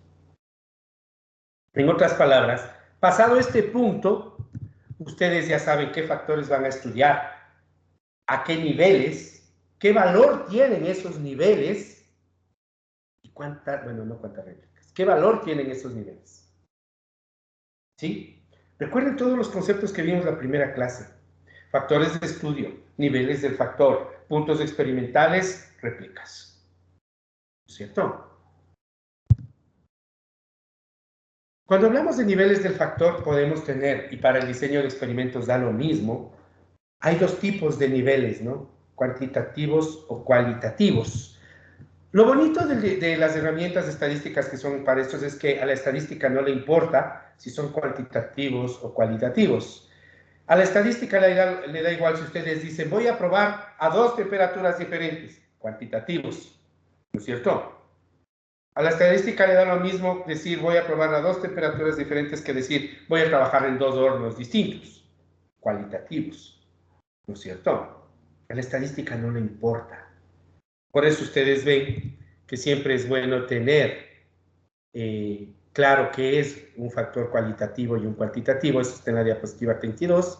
Y fíjense ustedes ahí, no es ningún secreto lo que estamos diciendo. Observen, diferentes proveedores de la materia prima, harina ya, o molinos Pouzier, ¿no es cierto? O la mano del pastelero, ¿sí? Eso es un factor cualitativo, ¿no es cierto? ¿Sí se fijan ustedes? O simplemente clásicos, variables físico-químicas que son cuantitativas, temperaturas, concentraciones, velocidades máxicas, presiones, sabor, que habíamos hablado tanto, creo que en el otro curso estaban más empeñados en estudiar el sabor, no sé por qué. Pero el sabor también es una variable físico-química, ¿verdad? ¿No? Recuerden que a la larga es una expresión de un conjunto de concentraciones, ¿sí? El sabor es una forma de composición, mis queridos guaguas, ¿no es cierto? Ojo, es fácil decir, por ejemplo, ok, yo quiero estudiar 3 niveles de la máquina, 3 hornos. Perfecto, horno 1, horno 2, horno 3. Pero si yo digo, voy a estudiar la temperatura, ¿cómo escojo las temperaturas a las que voy a trabajar? Sebastián, usted sabe bastante de esto. ¿En qué rangos de temperatura se hornea? Yo la hacía entre 180 hasta 200 grados. Yo creo que he escuchado a 220, pero eso ya creo que seca todo. En todo caso, entre 180 y 200. ¿Qué tal si él quiere estudiar la temperatura de cocción, aunque nosotros lo fijamos? debe escoger en ese rango de interés. Por eso la diapositiva dice, las variables o los niveles del factor se escogen en un rango de interés. Y adivinen de dónde sale el rango de interés. ¿Se acuerdan que ustedes hicieron lectura de bibliografía de papers del estado del arte? Ahí les indica. Otro paper les va a decir, yo trabajé en este rango y no me fue bien. Este rango aún no es estudiado, ¿ok? Voy a estudiar en este rango. ¿Sí? Me estaba olvidando de decirles, el valor donde fijo los factores fijos, escúchenme, el valor en que fijo los factores fijos y los valores de los niveles de los factores, ambos provienen de la investigación bibliográfica. ¿Sí? Por ejemplo, hace un rato decía, no hace un rato, sí está en lo que estamos estudiando. Dijimos, vamos a fijar la temperatura de precalentamiento, ¿no es cierto? ¿Y en qué valor fijo? ¿En qué valor fijo la temperatura de precalentamiento? Jorge o Sebastián, cualquiera de ustedes, o cualquier otra persona que sepa de pasteles. Siempre dicen, precalentar el horno a...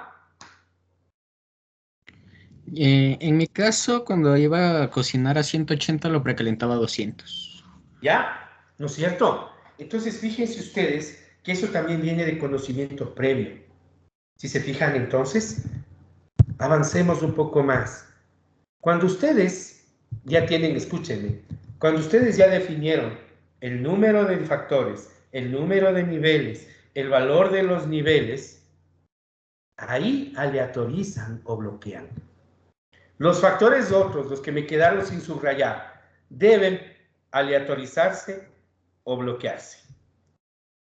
Aunque más adelante con ejemplos concretos les voy a señalar cómo se hace esto, aquí vale la pena señalar un concepto que se llama unidad experimental.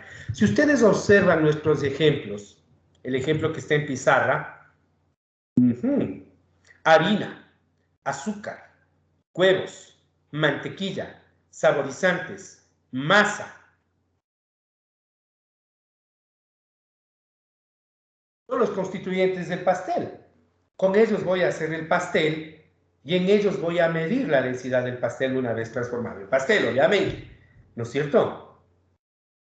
En otras palabras, el pastelito es la materia donde yo voy a medir la variable de respuesta.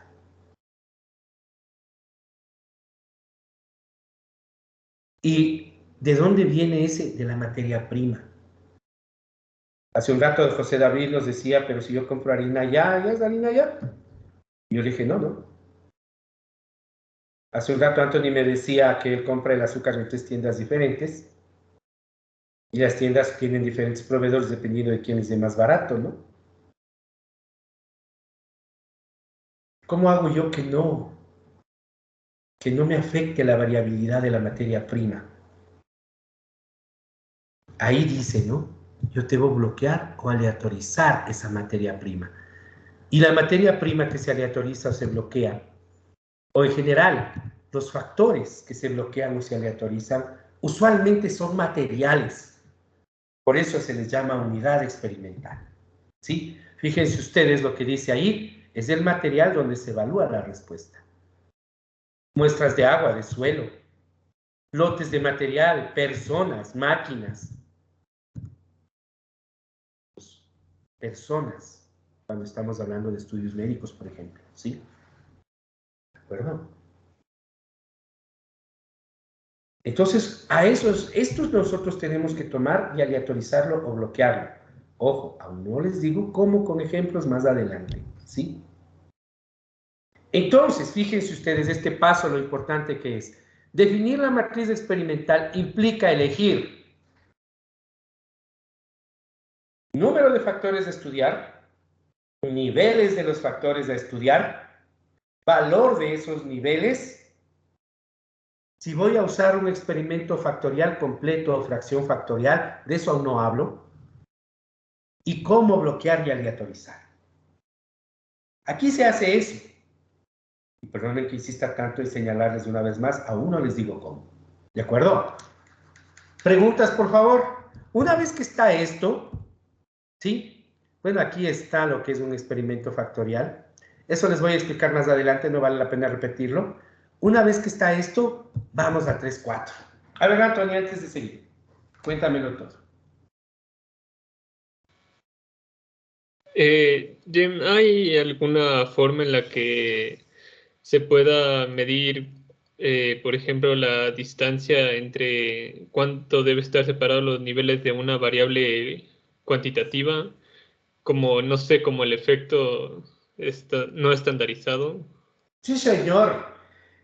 No, bueno, no precisamente el efecto no estandarizado, pero el equivalente de lo que tú me estás preguntando tiene que ver con el tipo de experimento que hagas.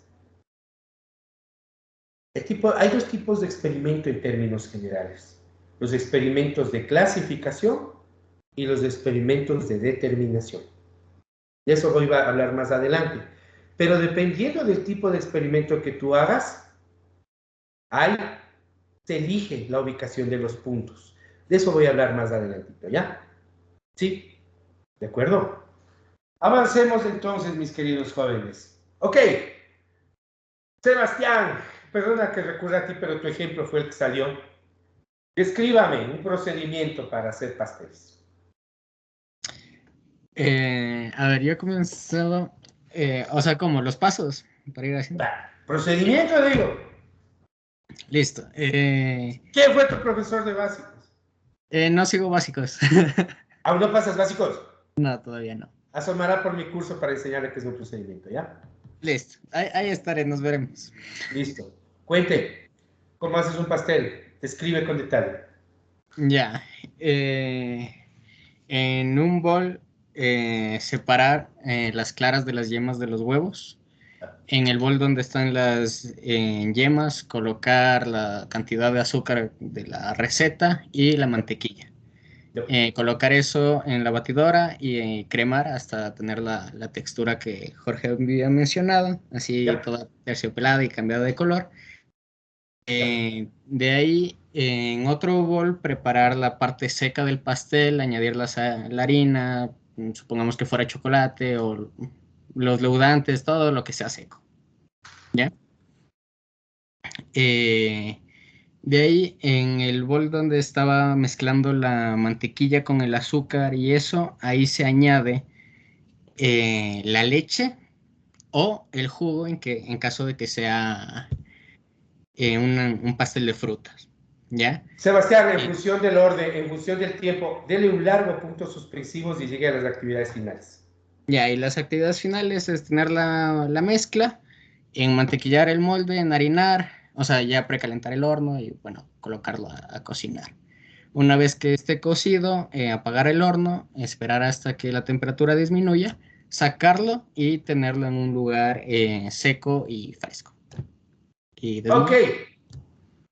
La diapositiva número 35 se refiere precisamente a eso. ¿Sí? Cuando ustedes hacen prácticas de laboratorio, o al menos en teoría cuando hicieron prácticas de laboratorio, el ayudante les va a proporcionar procedimientos, ¿no es cierto? No es nada nuevo, porque eso se viene haciendo de todo un siempre, pero el punto es que cuando uno va a hacer un experimento, el procedimiento usualmente no existe. Así que uno tiene que escribir el procedimiento. Si aquí lo que quiero obtener son pasteles, pues tengo que poner el procedimiento para obtener el pastel.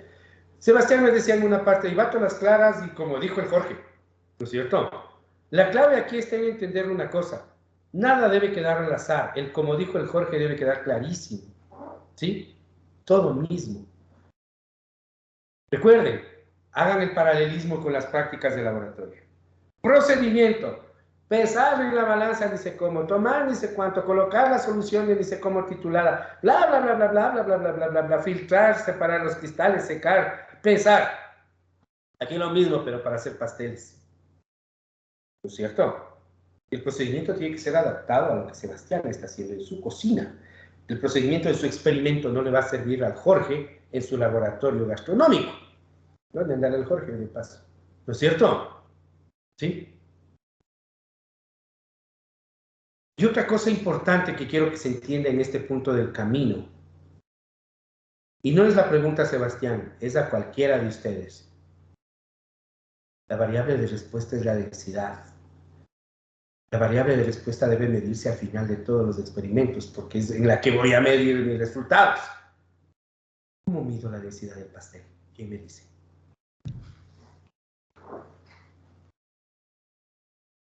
Mis alumnos de básico saben que hemos hablado mucho de procedimientos para medir densidades y ninguno sirve para esto. Jorge, ¿cómo se te ocurre que podemos medir densidades? Del pastel. Lo que podemos, bueno, tal vez sea un procedimiento un poco ineficiente, pero lo que yo haría es sacar cubitos de 1 centímetro por 1 centímetro, podría ser, y pesarlos. Ya. Entonces, eso. Nada más. Y luego, ¿y el volumen? El volumen ya sabemos porque es un cubo de un centímetro cúbico. Qué buena mano para cortar el cubo, ¿no? Exactamente, es un poco ineficiente. Ok, listo, verás. Yo tengo muchas objeciones a esa forma de medir densidad, pero el concepto está ahí. El concepto es que yo debo establecer cómo voy a medir la variable de respuesta. Si ustedes leen en las diapositivas, dice, hay procedimientos normalizados que no necesito desarrollar. Por ejemplo, si ustedes están trabajando en contaminación del agua y quieren determinar, por decirles algo, como variable de respuesta a la concentración final de metales en un agua de desecho, solo manden al laboratorio. El laboratorio utiliza procedimientos estandarizados, ASTM, procedimientos AFA, ¿sí? Muchos procedimientos ya están escritos y se siguen internacionalmente. Pero el de la densidad de un pastel, ahí es cuando uno tiene que desarrollar el mecanismo de medición de la variable de respuesta, guaguas, ¿sí? Y como les dije, en principio, lo que nos planteó el Jorge tiene muchos errores, pero la idea es esa. Él ya se creó un procedimiento que está mal, pero, y se puede mejorar muchísimo. Sebastián de pronto tiene ahorita una mejor idea, supongo que quiere compartir. Ya, sí, se me ocurre, aunque igual y sería muy ineficiente porque el pastel flota, colocar en una tina, medir el volumen de agua, introducir el pastel, aumenta el volumen, ¿cierto? Y tenemos el volumen del pastel. Y de ahí lo pesamos. Okay. El problema es que el pastel flota. Ok. Yo solo quiero hacerles caer en cuenta de algo aquí, ya un poco yéndonos de la parte práctica. Sebastián se acaba de topar con el concepto de sólido poroso, densidad real y densidad aparente. Mis queridos guaguas alumnos de básicos, ¿no es cierto? ¿Sí se dan cuenta por dónde va el tema? Obviamente no es objetivo de esta parte de la charla ver cómo podemos medir la densidad del pastel. Lo que sí es cierto es que hay que tener claro cómo la voy a medir. ¿De acuerdo? Entonces, fíjense ustedes, a eso se refiere el 3.4. ¿Sí? El 3.4 dice, fije el procedimiento. Si no hay un procedimiento estándar, lo crea usted. Y lo que dicen las dos últimas viñetas, que de pronto, bueno, lo voy a embarcar por aquí. Usted dice, cuando hacen una medición en laboratorio, reportan la incertidumbre, ¿no? ¿Sí o no? Incertidumbre de la medida, sí reportan. Lo que dice aquí es que los métodos de medición deben tener la incertidumbre medida. Porque si el efecto que yo quiero determinar en mi prueba estadística es más grande que la incertidumbre, más pequeño que la incertidumbre de medida, como yo mido no sirve. Ya volvió el concepto de efecto, ¿no? ¿Sí? Si el efecto que va a determinar mi prueba estadística es más grande que la incertidumbre, más pequeño, perdón, que la incertidumbre de medida, está claro que la medición no me sirve. Por tanto, como voy a medir es súper importante. Y cuando digo cómo voy a medir, no quiere decir solo poner medir pH con pHímetro. Si me oye Diego Flores, me mata, ya saben, ¿no? Potenciómetro. ¿No es cierto? El punto es, mis queridos guaguas, que debo indicar qué tipo de equipo, qué apreciación tiene, qué incertidumbre tiene. Todo eso hay que tener muy claro y estricto cuando uno hace un experimento. Estoy corriendo las últimas partes porque quiero terminar el tema de la planificación del experimento y sí lo voy a lograr. Imagínense esto, mis queridos jóvenes. Imagínense esto. Sebastián diseña y dice, voy a usar mis 3 hornos y voy a trabajar en el rango de 180 a 200. Ya tiene todo, su matriz lista, peinada, tiene las reglas de bloqueo y aterización listas, tiene definidos sus procedimientos y entra al laboratorio y su horno eléctrico ha sido de 220 y solo tiene tomas de 110. ¿O qué tal? ¿No es cierto? Dice, todo listo, ya está dentro y quiere trabajar con una temperatura, no, ya no temperatura, ya cansa, ¿no? Dice, quiere trabajar con un tipo de leudante que no se consigue en el mercado ya. ¿No es cierto? Muchas veces a los tesistas les pasa cada rato, les pasará a ustedes en su momento, guaguas. ¿En serio les va a pasar? Que la desesperación de correr por su trabajo de graduación quieren meterse de cabeza a las pruebas en lugar de probar si es que sirve. Es necesario hacer un experimento piloto. Un experimento piloto es un conjunto chiquito de pruebas, ¿sí? Pequeñitos, y se escoge de la matriz experimental misma. ¿Para qué sirve eso? Para ver si lo que me planteé en la cabeza funciona. El Sebastián tuvo un procedimiento para hacer los pasteles, ¿no es cierto? Él dijo, batir las claras hasta el punto que dijo el Jorge. Y llega y bate las claras, ¿y cuál será el punto que dijo el Jorge? ¿Sí? ¿Cierto?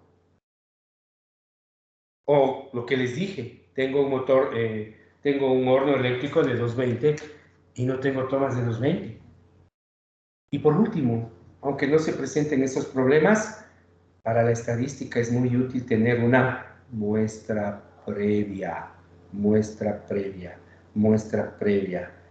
Por ahí hay algunas pruebas estadísticas que se diseñan usando información de muestra previa, ¿sí o no? La potencia, el tamaño del efecto, la potencia de una prueba se escoge conociendo sigma. Y si no tengo sigma, tengo que estimarla con S de una muestra previa. Para eso sirve la prueba piloto, mis queridos guaguas. ¿De acuerdo? No solo para encontrar problemas que de pronto no visualizaba, sino que también sirve para poder calcular el número de réplicas, el tamaño de la muestra, diapositiva 37. ¿Sí? El número de réplicas, mis queridos jóvenes, no es más que el tamaño de la muestra que vimos en pruebas de hipótesis. ¿Sí? El número de réplicas no es más que el tamaño de la muestra que vimos en pruebas de hipótesis. Y mis queridos jóvenes, esto es mejor hacerlo luego del experimento piloto, porque ahí ya tengo la clásica desviación estándar de la muestra previa. ¿Sí? Ojo, las pruebas que vamos a usar no son exactamente las mismas que vimos en pruebas de hipótesis, pero se parecen mucho. Este gráfico ya lo spoilea, se llama ANOVA, una de las pruebas que vamos a usar. Pero el número de réplicas se escoge de una forma muy similar a como hicimos para pruebas de medias o diferencias de medias. ¿Sí? Eso quiere decir también que sí, qué belleza y qué bendición se hace con software. ¿De acuerdo? Aquí está un gráfico, estas son curvas de potencia muy parecidas a las que ya estudiamos. El problema de esto, ¿saben qué suele ser? Que si uno trabaja estadísticamente de una forma estadísticamente correcta, me sabe salir un número de réplicas súper grandes. Ya les va a pasar esto cuando ustedes estén haciendo su trabajo. Número de réplicas, 40. ¿Se dan cuenta de lo que es repetir 40 veces el mismo experimento? Y recién ahí pasar al siguiente punto experimental. Entonces el número de réplicas se escoge con sumo cuidado. Hay consejos muy prácticos para esto. Verán, si ustedes se meten a un curso de diseño de experimentos, una de las preguntas principales de los asistentes siempre es, ¿y cuántas réplicas recomienda? Vean. Y la respuesta es muy sencilla. ¿Quieren ser estricto? Use la estadística.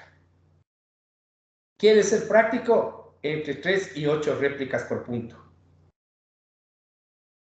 Pero hasta eso es bastantísimo.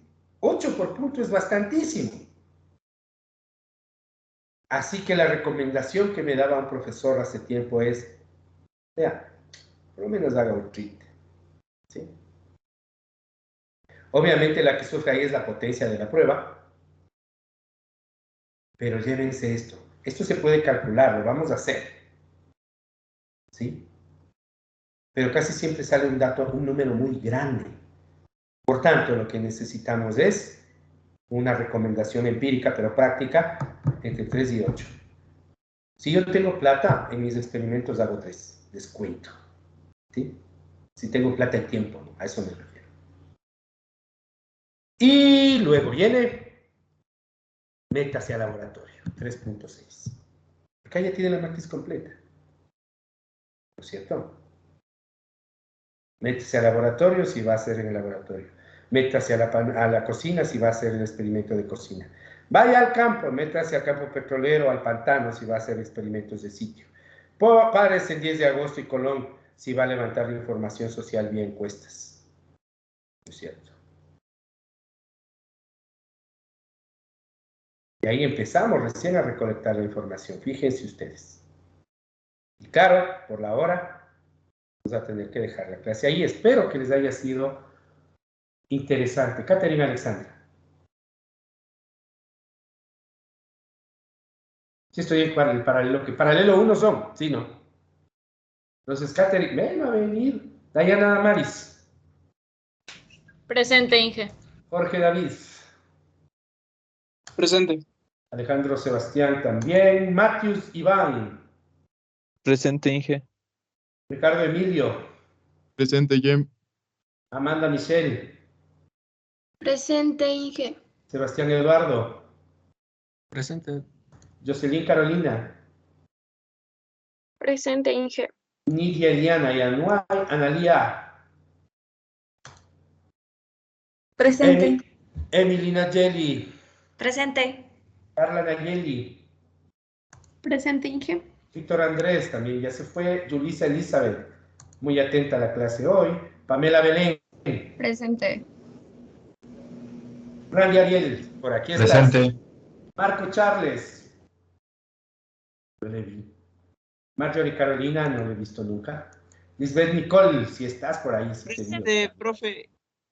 Sí, ¿quién eres? Chica, esa sí está. ¿Dónde estaba? Sí estoy aquí, Inge, sino que no se prendía el micrófono. Ana Michelle. Emily Paola. Presente. Ana Belén. Presente. Lisbeth Noemí. Presente. Anthony David, si está. Michael Anthony, si estás. Yadira Anabel. Presente. Pues si estás. Dayana Abigail. Presente. Kevin Sebastián. Priscila Micaela. Gisela Lisset. Presente. Priscila, sí. Sí, Inge, aquí estoy. ¿Dónde? Denis Alexis, este sí que no. Marco Efren. Presente. Anthony Ricardo. Presente. Marcel Omar. Presente. María José. José David. Presente. Silvia Carolina.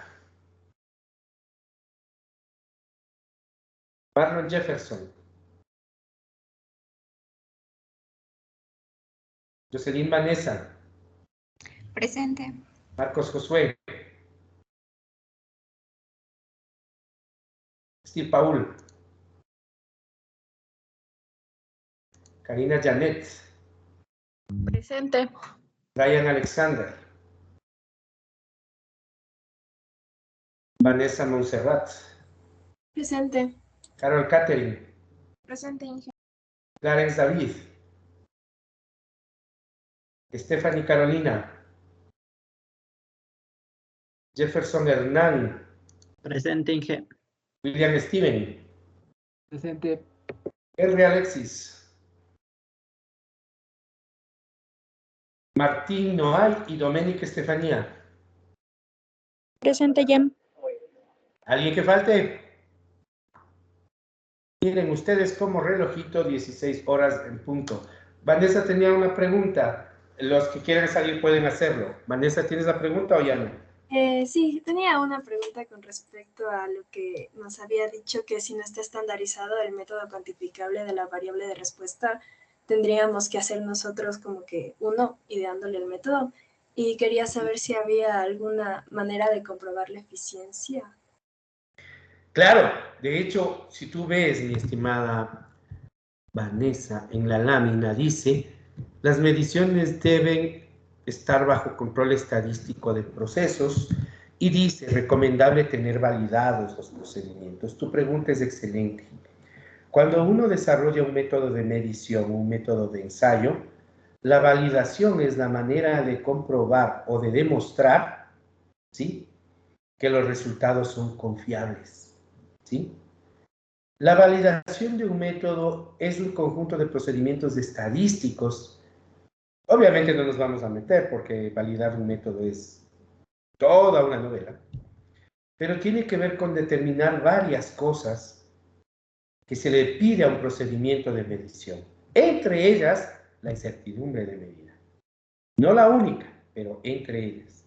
Entonces sí, la validación de un método tiene varias cosas adentro. No quiero llenarles la cabeza de información, pero precisamente tu duda se responde validando el método, Vanessa. No quiero meterme más porque es meterme en conceptos teóricos que no son parte del curso. ¿Estás de acuerdo? Sí, muchas gracias. Listo. Yulisa, su pregunta. Pueden salir las personas que deseen, ¿no? Solo era para que me confirme que para determinar los puntos experimentales tendríamos que establecer el número de variables de estudio y elevarle para los niveles de estudio. Así se determinan los puntos. Sí, cuando la matriz es cuadrada, sí. Cuando la matriz es ortogonal, sí. Pero hay una cosa, Yulisa. Eso solo es aplicable cuando yo tengo el mismo número de niveles para todos los factores. ¿No es cierto? Porque si yo tengo diferentes números de niveles para los diferentes factores, el número total de puntos experimentales se saca multiplicando el número de niveles de cada factor por el siguiente. ¿Sí? Por ejemplo, si yo tengo un estudio de 3 factores, el primero con 2 niveles, el segundo con 3 y el tercero con 4, yo voy a obtener el número de puntos experimentales multiplicando 2 por 3 por 4. ¿De acuerdo? Ok. ¿Alguna otra pregunta, por favor? Lisbeth Noemí, cuéntamelo todo. Inge, buenas tardes. Yo tenía una duda. Primero, quería saber si es que se me escuchó al decir presente y también otra duda. Esa duda no, pero sí te escuchó. ¿Cuál más? Y la otra duda era que también en los factores que inciden en lo que enumeramos, también pusimos el tipo de leudante. También podríamos poner el tipo de huevos que se utiliza, porque me puse a pensar y mi mamá tiene gallinas, entonces puedo comprar esos huevos en la tienda o puedo utilizar la de las gallinas de campo. Entonces, correcto. Vendría a ser, podría fijarle ese valor o podría hacer un factor de estudio de eso. A ver, vamos ahí. Es la misma discusión de la funda de harina, ¿sí? ¿El hecho de que vengan de una misma gallina quiere decir que van a tener las mismas características? ¿No es cierto? Entonces ahí unos dirán que sí, otros dirán que no. ¿De acuerdo? El diseño de experimentos también tiene que ver con la toma de riesgos. La variabilidad de los huevos puede poner en riesgo mi análisis. Si es así y no la puedo controlar, mejor la aleatorizo. Si yo tengo razones para creer que la variabilidad de los huevos no pone en riesgo mi análisis, puedo fijarlo o estudiarlo. Claro, tú puedes decir, voy a hacer con los clásicos indaves o con huevo de gallo y gallina, ¿no? O con esos huevitos verdes, morados que hay por ahí, ¿verdad? Por último, con huevo de avestruz, que sí se utiliza en repostería y bastante, ¿no es cierto? Pero el punto va por ahí. ¿Hasta qué punto? O sea, verás, en estricto sentido, casi ningún factor se puede controlar. Y en un sentido más amplio, la mayor parte de factores pueden controlarse. No es contradictorio lo que yo te digo, ¿sí? Lo que yo te estoy diciendo es que depende de cómo tú enfoques tu experimento. Si a mí me preguntas del tema de los huevitos, yo pienso que no se puede controlar, porque la composición del huevo varía, aunque venga de la misma gallinita. ¿De acuerdo? Entonces, el tema de tipo de huevo, más bien, en la lista que hicimos, está en calidad del huevo. Cuando uno habla de calidad, puede ponerse más fino y en lugar de poner calidad, poner composición del huevo.